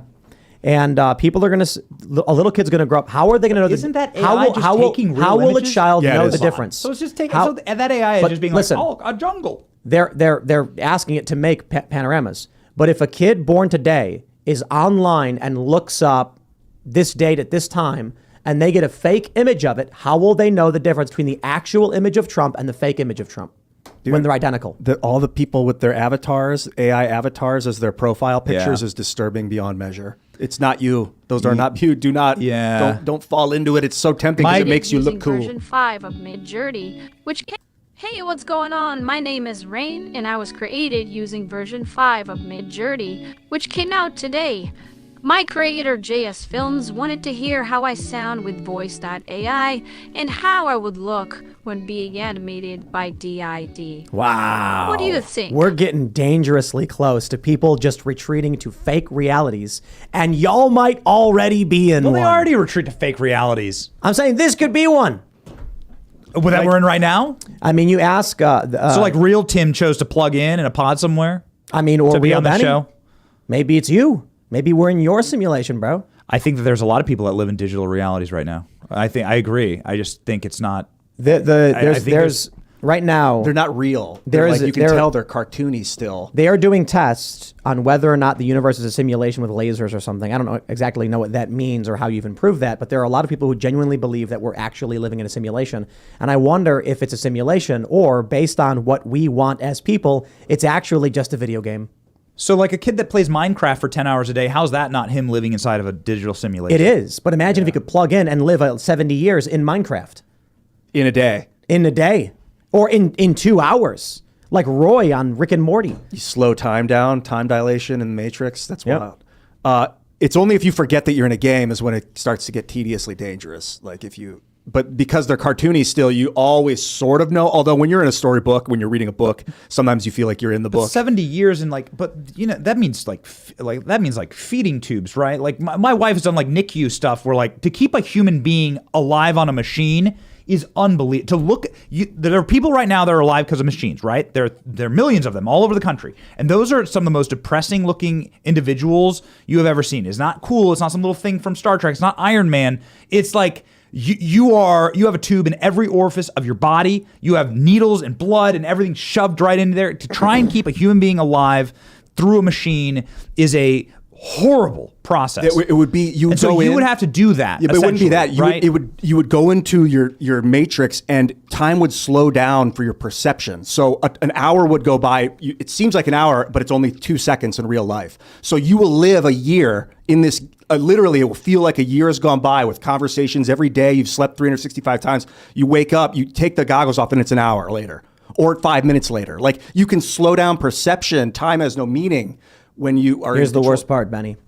When you finally come out of the game, you're like some 28-year-old fat dude with Cheetos covered all over your shirt, and you're sitting in your basement, and your kids are sitting there looking at you being like, Daddy, what are you doing? You're like, I was playing a video game. It was called Tim Pool's show. No, it's the Benny Johnson show, bro. You're in your game. Or you could speed up time so that someone could serve a 70-year sentence, but to them it would only feel like 20 minutes. So I'll tell Why you. would you ever do that? I'll tell you this. To man. remove them torture? from society for tell you- 70 years yeah. without. So I'm driving out here. Tim lives in the middle of nowhere in the beautiful mountains, and I'm like looking around, and I was like, if you were a God-hating atheist, you would sit here and stare at these beautiful mountains and look at these tall trees and breathe this fresh, crisp air, and there's nothing but you and the sunset and nature, and you would say, this is all I need, and you would feel spiritual. If you go and you look up at the redwood trees that are 2,000 years old and 2,000 feet tall in California, and you look up at them, you have a spiritual moment. I don't care who you are. I don't care if you hate God, if you have your own problems with God. You understand spirituality. You take your shoes off and your socks off and you put your feet in the dirt under those redwood trees and you look around and you take a deep breath. You'll understand there's something bigger than you in the universe. And that spirituality is always going to be needed by people. There's no digital environment that can replace it. And I would say if you feel like if you're listening to this conversation, you think that would be cool, the Neuralink, get out of your basement. Go walk through a park. Start with that. Go get some sunlight. And then realize that this world's already a beautiful, magical, breathtakingly gorgeous place. And it's all there. And most of it's free because a lot of it's national parks. And there's probably one right down the street from you here in America because the federal government owns half the land in America. And you should possibly consider enjoying this gorgeous earth as God made it and not looking for some cheap digital substitute created by people who hate you. Yeah, cities are not fun places right now. What about augmented reality? Like where you could still experience everything, but you have like a Why would I visor. want to augment Niagara Falls? You stand there and you watch Niagara Falls and you watch the rainbow over Niagara Falls. You're like, why would I want to augment Get this? analytics. You wouldn't can see how fast Niagara the water's Falls be a lot falling, better? how much water you can If there do the was a math. guy If you're into who that. was jumping over barrels while the barrels were going downstream. Like Houdini did? Like Houdini went down Niagara like Falls. you put on the goggles and you're watching Niagara Falls, but then you're also watching barrels and a guy is jumping from the barrel to barrel while the barrels go off the cliff. You're just watching it. It would be entertaining. I would prefer Niagara Falls without that, but Harry Houdini literally went over Niagara Falls in a barrel and survived. Yeah. He locked himself in a barrel and went over Niagara I think Falls. augmented reality is stupid. I think that would be cooler. I like would the it not be analytics Would it be aspect. cooler to watch Harry Houdini do it in real life? Like if a dude could run by you, it would be cooler to watch him do it in real life. But if you could see like guys running and then it would tell you how fast they were running just by looking, and it would like triangulate. So even if you're moving fast, it would give you the relative differential in speed, and it would be triangulating from satellites so you could see the actual speed relative to What? Yeah. I'm a Luddite Analytics. here. I'm a Luddite here, man. I feel like this kind of stuff See how much- is going to take us out of it. how I feel heavy like Smash things of the are. Machines. Mid-Journey is crazy. How hot things are just by looking at them, stuff like that. People need to get out more. We use Mid-Journey for timcast.com. We'll type in like Joe Biden eating an ice cream, and then we'll cut him out and we'll make art that represents the story. So it's always kind of silly looking, but intentionally not realistic. Because if it was, there's going to be someone who's 10 years old today is going to read a news story and they're going to use AI images. They're going to say, I don't want to get sued. Make me an image of Donald Trump. So Donald Trump praised neo-Nazis. And they're going to say, make me an image of Trump doing this, even though it's not true. Then there will be an image of Trump looking at neo-Nazis and like shaking their hands. And it will look very real. And some kid will see it and believe it and grow up and say, I saw the video. I saw the photo of Trump doing it. You're lying to me. And that's what reality is going to be for all these people. Derangement. Gosh, what's that Mandela effect? Yep. But like for real, a real one that was seeded by this stuff. Yeah. I think what you said earlier is actually crazier, that you're going to get a phone call from your mom and it's going to be the AI. But it's so nuts. And it's going to be like, hey, honey, can you give me the password to the garage? Yeah, you'll get a text from like, or you get an email and it'll be like, I lost your number. Can you call me? Well, no, I mean, Who knows? Just it will be your dumb- mother's voice being like, I need the garage code. I forgot it. Yeah. That is the scene in Terminator 2 that Phil brought up too, where he gets the call and he's like, oh, I'll be right home. Okay, Mom." you just maybe think about something. What if you got a call from a dead relative through AI? Dude, it's going to happen. Yeah. I mean, that maybe not to us specifically, but it might be happening right now.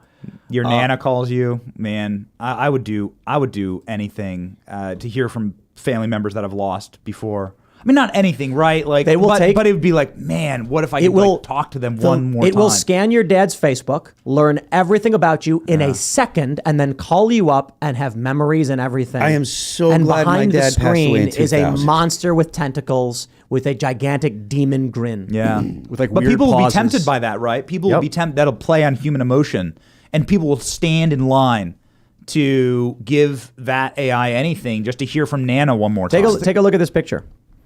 Imagine if someone was told, you tell a kid, this is a picture from Woodstock, and the kid, as a young kid, sees it. They don't really think too much about it. Maybe they're 8 years old. Then when they're like 17 or 18, they're like, what was that picture you showed me a really long time ago of that woman? I can't find it anywhere. It will be incorporated into their brains. They will grow up believing these things are real images, and you can never take that away. It's scary where this is going, man. Look at this. Formative memories that are not actually memories. They're memories of Women things who that are not didn't real. happen. This is crazy. Holding up their hands to show that they can do 5 fingers now. Oh, wow. Now, but here's the crazy thing. Fingers were the giveaway. You saw for a long that time. look at this. The animation I just played a moment ago of that woman was like, I have been animated. Imagine where we're going to be in 1 year. My name is Rain, and I was created using version 5 of Midjourney. So Midjourney created this person, and then it used an animation program to animate it, and then a voice AI to create a voice for it. There's better voice AI already. What if they took here's what you can do. With 11 labs, you can take 2 different voices, upload them, and create one voice based on 2 people. So you can take 2 women, combine their voices, and then have the voice AI be a new, unique voice that no one would recognize, and have this woman speak using that voice. Actors are going to be gone in a few years.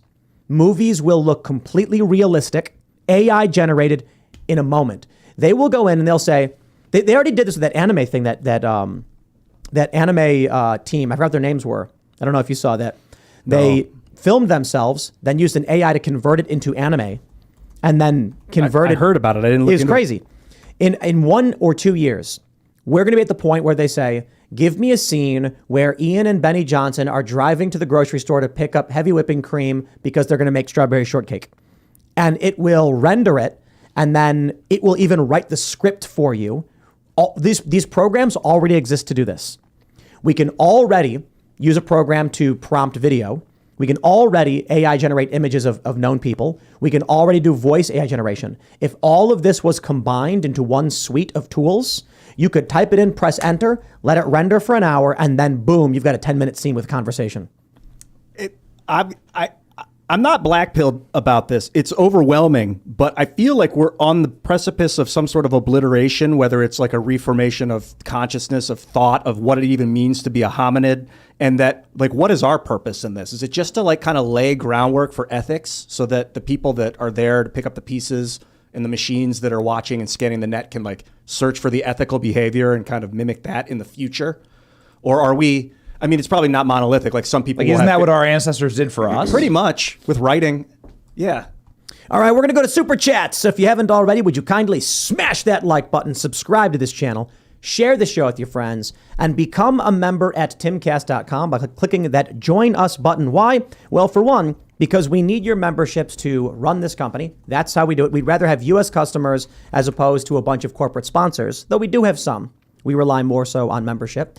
But you'll also get access to the uncensored after show, which goes live around 10 p.m. Monday through Thursday, and then is archived forever. And you can go back and watch all of the videos from all of our archives. I really do recommend y'all watch yesterday's episode with Jim Hansen, because we had an hour-long debate over the origin of wokeness. And I go into detail on my technology theory, how it's not the institutions, it's not academia. That is a mistake based on people. I'll simplify it for you. Smart people who pay attention to this stuff seem smart to the average person, tell you the core of what we're experiencing is this institution, and the average person says, makes sense to me. But if you were to actually step back and look at the entirety of the picture, you will see it's technology based.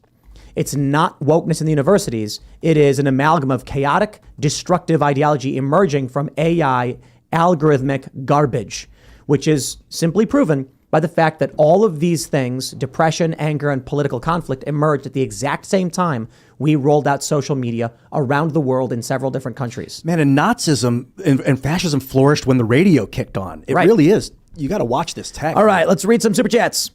I'm not your buddy, guy, says the distance between the distance between insanity and genius is only measured by success. Elliot Carver, of all villains, who would have thought he would be so realistic? Very interesting. Grant Shearer says, what if DMT entities can take over sufficiently complex AI brains we create? What if we are building bodies and brains for demons? Oh, that's freaking wild. I don't know. I'm more inclined to believe that we are in some kind of simulation of our own creation, and that DMT kind of snaps you out of it for a second. And so we're probably playing a video game. And the reason the machine elves are like, what are you doing here? Is it's because, like, you're playing a game and you plugged in, but then briefly while you're in the game, your eyes open and they're like, what are you doing? Like, I thought you were in the game. And then you go right back in because it only lasts like 10 minutes. And they're like, that was weird. Yeah, when you see the infinite fractalization of everything in every direction and you realize like you're just the beginning of that in this reality, it's pretty wild. Hayden Lewis says, hey, Tim and gang, new time member and longtime fan. Could any of you elaborate on what the Willow Project might be and what the effects will be for the U.S.? I don't know what that is. Do you know what that is? First I've heard of it. Yeah, I've not heard of it. All right. Wayback says, Tim, if you had to bet your entire company and all of your assets on who wins the 2024 election, who are you going with? Donald Trump. Oh, you think he'll win? Yeah. I feel like the deep states has no taste right now. I think the economy is going to get so bad with the banking stuff that Donald Trump will probably march right in at this point. I don't know for sure, and a lot can change from now to then. But as of right now, with the economy as bad as it is, it's looking like a Donald Trump victory. Some sort of populist sweep of some sort. Donald Trump, hands down across the board. You've got cultural, moral, and financial decay. People are going to beg for Donald Trump. That right now, we'll see though. Could change. A lot can change. Let's grab some more. Anthony Brownlee says, if George Washington came back today, everyone in Congress would be prosecuted for treason. Uh-huh. Yeah. He was a hardcore authoritarian. No, it's just that the government is so outside of the constitutional bounds. So far outside of the constitutional bounds. Dan says, gradually and then suddenly. Guns, gardens, and goats. Cows and chickens too, of course. We went and checked out the chickens. Roberto Jr. is having a good old time. Ooh. Yeah, he walks around doing Roberto Jr. stuff. Nice. He's a good dude. Sounds great out there. He's chill. Roberto was mean. Why do you think that was? I don't know, because Roberto was raised he was born in a farm, and then we raised him here, so he was not around people. Roberto Jr. was hand raised by me and Allison, so he was a little tiny baby when he hatched. We were right there, and we would hold him, and we would feed him, and we took care of him in the incubator, and then we had him as he was getting bigger and bigger, and then we brought him outside. So now he just kind of like looks up at us, and he's super chill, like, oh yeah, it's you guys. That guy's awesome. I think it's mostly because we were there when he was born. Yeah. And so he's like, I know you guys, you're always there. You can walk in and he'll just walk around and he'll look at you and he's super nice and super chill. He's a good dude, man. He's a good dude. Roberto's kind of mean, but he's living the good life. Over at Cocktown, there have been some deaths. Oh, what's happening? They fighting? No. They're captured, killed. They like jump out or whatever. Oh. Roberto's fine. At least I hope so. But here's the thing: we have the penal colony building, which where the Black Star roosters are, and they can't leave, and it's just disgusting, and they're covered in their own feces and everything. But they're safe. Are they the most violent? Yes. Then you have Roberto and the boys. They're in this big barn with a door they can walk out of, go outside and graze, and then go back inside. And I thought about, because we care about Roberto. He's one of the OGs. We don't want him to die, but I don't want to put him in the prison box. Because I'd rather he have a short good life than a long prison sentence. God, I think about this with Bucko so much. He sits in my bathroom and he's stuck in the room because he's, healing, but he cries to get out. I know his feelings. It hasn't even got hot yet. Yeah, but he's alive, and that's the challenge. I mean, look, he is happy. He was dying and on the verge of death. It was bad. So that's different. Roberto has a chance for a real healthy life to walk out in the grass and do his thing, and he's got the boys with him. They're mostly fine. And he can go inside and be okay. And they have a high elevated area where they're safe. If something bad happens, it's an accident, and it's probably not likely, but it could happen. But I'd rather Roberto live a full rooster life where he gets to go outside and smell the fresh air, in his retirement, as opposed to locking him in a cage where he's safe but has no life. Would you neural link with Roberto to see what he wanted? No. Oh. I'd maybe neural link to a machine or something that can read what he wants. Yeah, sure. And he could read your thoughts if you wanted. Yeah, no, I don't know about that part. I don't think his little brain would be able to handle it. Think of the chickens. So, speaking of Cocktown, do you believe that people? Do you believe that people will people just give up sex with AI? Well, we're talking about roosters, not But yes, right. Probably. So, do you think they'll just give up sex? Because I'm looking at here. They're right already here. Okay. doing it. So They're here's the birth rates. They're already the birth doing it. rates for Japan, America, and Germany. And they're all below the rate of replacement. All of them. Japan's really bad. already given it up. So all the articles about Japan is that men just live inside of a digital universe.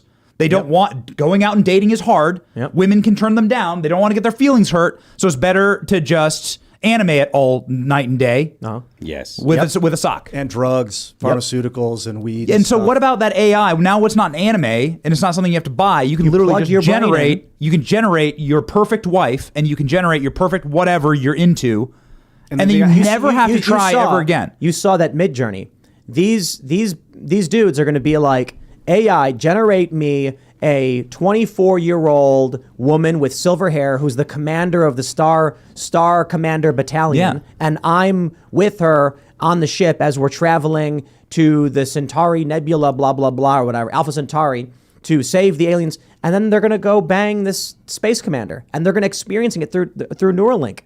That's They're right. going to have anything they ever wanted. And then they'll take that out and they'll look around like women. No, they won't take it out. Or they won't take it out, right? So they'll go to the local townie bar and they'll look at the women there and they'll go, I'm never going to have sex again. I'm going to be a celibate man. I'm never going to procreate. They will go to a lab. Their testosterone level will go through the floor. Their sperm Yes. count will atomize. That won't matter. Their sperm count will disappear. That won't matter because what they'll do is they'll take a piece of hair, give it to the reproduction lab, and the lab will create the human, and then the human will be raised by the state. You hear that helicopter? What's going on? Choppa. Yeah. All right. This is just a creeping. bunch of hyphens. Says, book Ron Paul and Thomas Massey together on your show soon. Please, please, please, please, please, please, please. We actually think we do have Ron Paul booked. Maybe we should invite Thomas Massey. Yeah. Yeah. Totally should invite Massey's Thomas due Massey. for a visit. Well, Whether it's with Ronnie or- we are going to I Texas. love Thomas, man. Thomas I love Massey's him so based. much. So maybe we ask him if he wants to come down or something. That'd be really fun to have them on. I would like to meet Thomas Massey in person. Yeah, he's the best. Yeah, he was here with Marjorie Taylor Greene. That was fun. Yeah. All right. Brent Simonson says, Phil, check out Generac Storage. As a building inspector in my local jurisdiction, I see a lot of their LP generators and battery storage systems. That's what I got. Generac. Yeah, Generac's fairly common. I'm pretty sure they're everywhere out here. Nice. Yeah, you I will definitely look got to into have something if you're out in the middle of nowhere. I think solar's the way to do it. Getting a big wind thing is also great. A wind turbine. Yeah.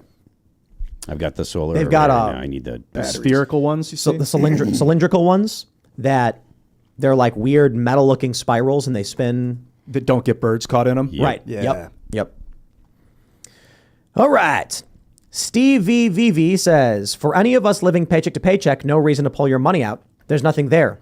Glad 2020 stimulus bought cheap guns and ammo and stocked the pond. That's actually not true.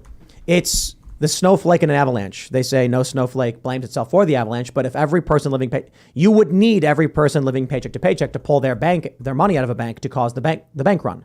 It is the grassroots. You just need like 10 million people to do it, and all of those $400 add up. All right. Apple Boy says all those new IRS agents are busy cataloging U.S. citizens' accounts for the new digital currency, which may be why they hired them all. Smart. Interesting, right? Smart. Brandon Holmes says, if you noticed, the recent Treasury announcement is almost exactly the same as the speech Paulson made in 2008. Oh, boy. Well, this sounds like it's going to be fun. You guys ready for September? So that's my concern. I'm worried about like what happens after the summertime because the third quarter is typically like down anyways.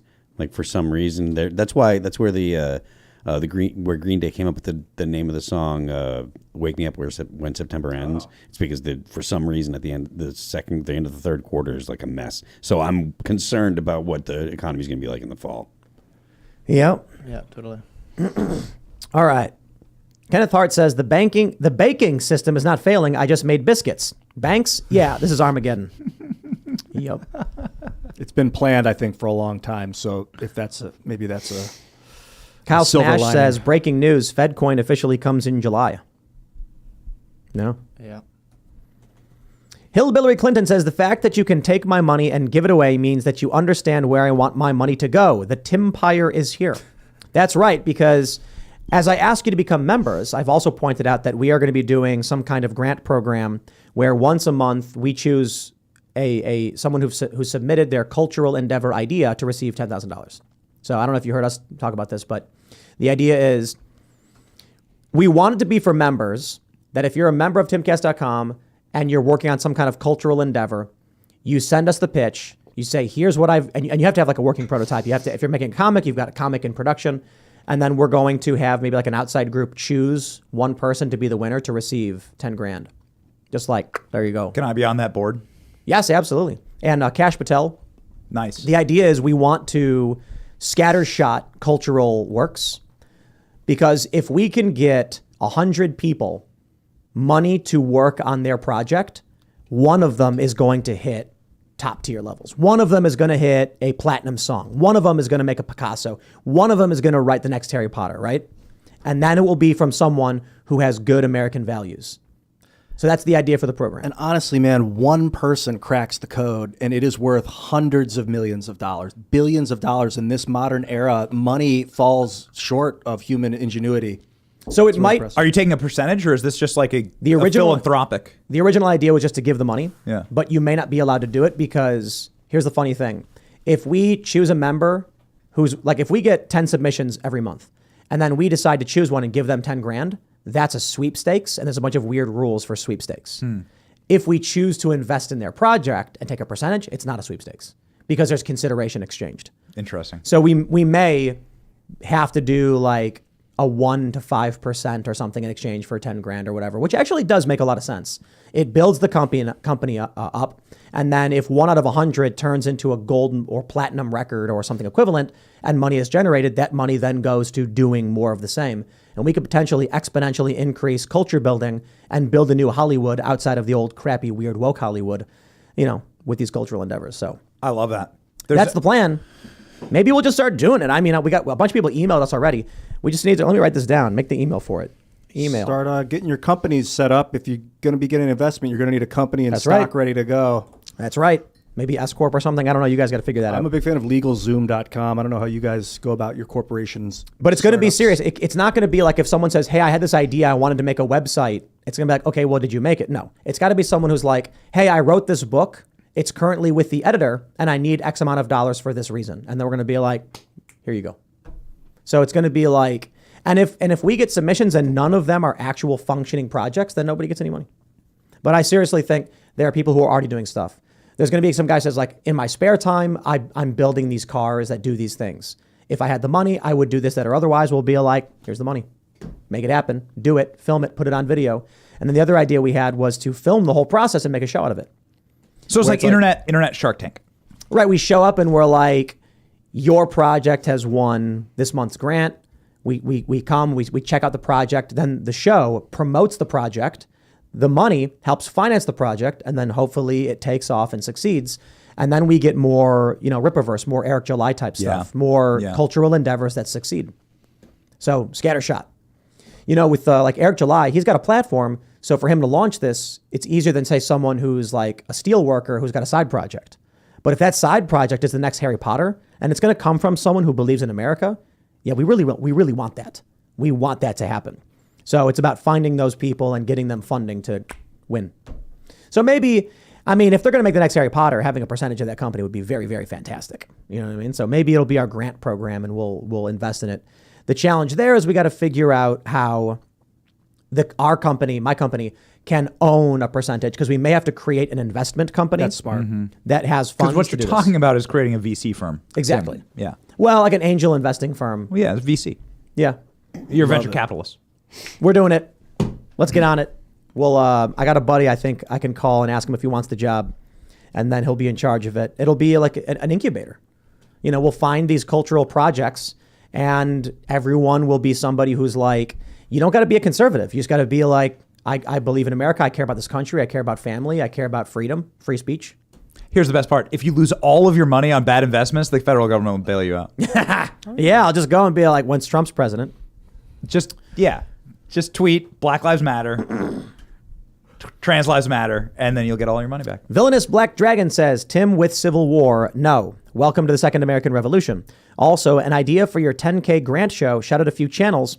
That helps as much. Villainous V. That's another thing too. I don't want to put too much money into more podcasts because we are a podcast, but there will be YouTube shows. There will be someone who's like, I have a show that covers this thing. It's really, people love it. We just need money to do this. It'd be really, really cool. Yeah. Like a camera setup. You get your audio camera equipment set up for $6,000 or $7,000. That's... Yeah. And maybe even some of these shows, we go beyond 10 grand. Like if someone's got a really good podcast and we're like, this is like some of the most interesting stuff I've ever heard. Maybe it's, survival apocalypse. Maybe it's technology and AI. And then we're like, screw it. Let's sign them on for a deal. And then, I think there's an opportunity for us to expand the Timcast Media Group, but also to invest in cultural endeavors and win the culture war. And then maybe, like you said, you want to be involved. Cash Patel said he wants to be involved. Yeah. Cash said if, he knows people who probably be interested in financing and stuff like that. His view is more nonprofit based, but we could easily pull in a whole bunch of influential people in the space and then create some kind of consortium of culture building. Yeah, because Shark Tank is the most popular show on all of CNBC. Is that what it's on? CNBC? I'm not sure. I think it's on CNBC. It's such a good show. It's wild. And it kills in the ratings, and people love watching this. They love watching entrepreneurs succeed. It's in our blood as Americans. Yeah, maybe we actually just have like you, me, and Cash, and maybe someone else, and we're like sitting in chairs in the new studio, and then someone walks in, and they're like, "Here's my project idea." Fly them in, yeah. NBC. Oh yeah, CNBC. If we do it that way, then it would literally be like you, as Benny Johnson, deciding how much money you wanted to give them personally. You'd be like, I'll give you $5,000 for this project. I think it's a good idea. You know what I mean? And we could all invest. If you got like a winner, it'd be great. And then you have that's how equity, Shark and then Tanks you work. create your new economy, your parallel economy. In Shark Tank, you sometimes have them competing with each other. Like, no, don't sign with him. I'll do a better deal. I'll do 5%. No, I'll do 2.5% for the same amount. I want in this company. That'd be entertaining. People love watching that. Yeah, that'd be really cool. And they like watching the entrepreneurs. Yeah, you learn a lot. Yeah. We have a sponsor on the show, and ladies and gentlemen, thank you very much for subscribing to the channel. We have a sponsor on the show, Moink, which is like a meat company. Yeah, we have Moink as well. Right. And they started on Shark Tank. Oh yeah. And it's like, I'm a farmer and I just want to be able to deliver good meat that's not made in China or poisoned. And they're know. like, hey, here's Local- the money. And I ate my first, this is not an ad, right? Not paid to say this, not here on this show. And it's like, that's farm good. meat. It's good. This is good. This is delicious. Yeah, we for the audio side of things, Yeah. we've done ads for them, and they send you the big sample box, Yeah. and it gets annihilated instantly, because like it's real farm meat. It's very good farm meat. Yes. But you're right to not to start getting into an ad for a company that's not paying us currently. Correct. But it is a good company. They started on Shark Tank. They started on And Shark Tank. So there's probably a bunch of success we could have doing some kind of show like this, where it's like the consortium of cultural endeavors or whatever. We should get Kevin O'Leary to come in and guest Dude, totally. one day. Yeah, that'd be fun. And you realize how many? sure. You realize how like the way that this would work is this product would be almost instantaneously successful because you put all of our audiences together, focusing on this product, or this But let's say Moink came to us. Let's say a meat box company came to us, and we had said, "No, that's based real American meat Well, steaks." we've got local farms all over the place that sell meat. And they come to us, and it's like, oh, that'd be awesome. And then with the collective audience, if you got other influencers to do this, the collective audience would alone, like almost nearly guarantee the success of this product. Yep. That's the point of Shark Tank. That's correct. They invest in it, they promote it, and they make money off of it. Yeah. Let's do the same thing for cultural endeavors that are anti-woke. Yes. That believe in America. I'm saying it doesn't have to be conservative. It just has to be not that. You know what I mean? Can I Like- pitch you one? Yeah, sure. Okay. So it's just something I've always had rattling around in my head. My wife her family has a farm in Delaware. It's a family farm, and they have cows, and they feed their cows beer. What do I mean by that? They spent mash. When you make a beer, you have spent mash, and I'm like, that is the coolest thing ever. Beer cows, beer steaks. Like steaks that are fed with Jack Daniels spent mash, or like steaks that have cows that have there's an entire market about this in Japan, right? With cows that get massaged and are the Wagyu beef. Oh. You're buying a type of beef that was raised a certain way, and these cows that come from this farm only eat beer. Man, that's the most American thing I ever heard. in They're my delicious. life. They're delicious. They have a freezer full of all these steaks, and they're really good. I'm like, that would be so awesome if I could pair my steak. I like Woodford Reserve. If I could pair my steak with a cow that's only eaten Woodford Reserve mash build, and I get to have my Woodford Reserve steak like cow that's only eaten it, and the cows love it. It's very 'em. nourishing. It's full of nourishment. Stop it's full it. of goodness. It's I'm not gonna a- cry. it's not a- Stop. I'm like, that would be an amazing company. It's before fermentation, so it's just like grain mash. Yeah, so you have to have all this wheat. They ate the wheat anyway, right? You have to have all this wheat, all this corn, and you mash it all together depending on what you're making. Beer, bourbon, barley. You put it all together, and it has different types of mash build means different types of bourbons or beers, and that's where you get the taste. And so these cows, they're right down the street from Dogfish Head, very famous brewery. And Dogfish Head is just dumping all this spent grain. So one, you're actually reusing the grain for something that's good. You're feeding the animals. And you're not having to like kill more plants to feed these animals. You're actually taking the spent grain, and then you're repurposing this, and then you have dogfish cows. So you have these cows that have only eaten beer their entire lives. It's beautiful. Is it noticeable in the flavor? It's all AI, Yeah. man. Like if it's noticeable if you noticed it. Yeah. It's not a Psychosomatic. lie if you believe it, right? Like True. George Costanza. So it's like it's noticeable if you see it. So I don't mean to God. hijack the comment I section could tell here, you one. but I'm like, I would plugs. love to invest in that. I need plugs that automatically unplug themselves like on a timer. So like when I fall asleep at midnight, all my plugs, though they're still in the wall, something switches and they're no longer plugged in, just in case of solar flare. Well, I mean, I don't know about plugging them in, but you can get an Alexa that does that. Alexa, stop. Alexa will turn off your plugs. Actually, safe from solar flare. That's what I not need. physically remove them. You After want a that- robot is what you want. Yeah, something. Or even a plastic All right, switch. let's, C3PO. Let's read some more. We got Doc Holliday says redwood trees are only 300 to 350 feet tall. Only. Only. That's all. Really? That's very, very big. That's insanely tall. Do you know how tall I am? That's not Well, only. our new building's 40 feet tall. The new studio. And I'm imagining looking at it and then imagining that like times 7. Yeah. The redwoods or are eight. only 300 feet tall. That's all. 379 is the tallest on record. Hyperion Wow. is what it's called. And they live about 500 to 700 years. Little guys. Up to 2,000 years old. Got him. Wow. All right. Raymond G. Stanley Jr. Environmentalist says, Benny. Tim, are your TVs up yet? If not, come on, man. Are you talking about at the new building? So we need permits and stuff. It's crazy how long it takes. We just bought the building, and it's only been a few months. So we're setting up like a private club. It's a coffee shop, But we've got to do design, construction, so that's like 6 months out. Who knows how long that'll take? Takes forever. Yeah, it's crazy. And then we're going to do the second floor is going to be like gaming and, you know, like board games, skate shop kind of hangout, plays with movies. Ian's Crystal Cove is the mezzanine, I guess, that we're putting on the mezzanine where it's going to be a cool little hangout nook to watch a movie and have your coffee. Then third floor is going to be like the elite VIP club, like social club, not very big. There'll be drinks and stuff, free drinks, free food, a little bit more expensive, but we're going to bring that, you know, cultural building stuff out here to West Virginia.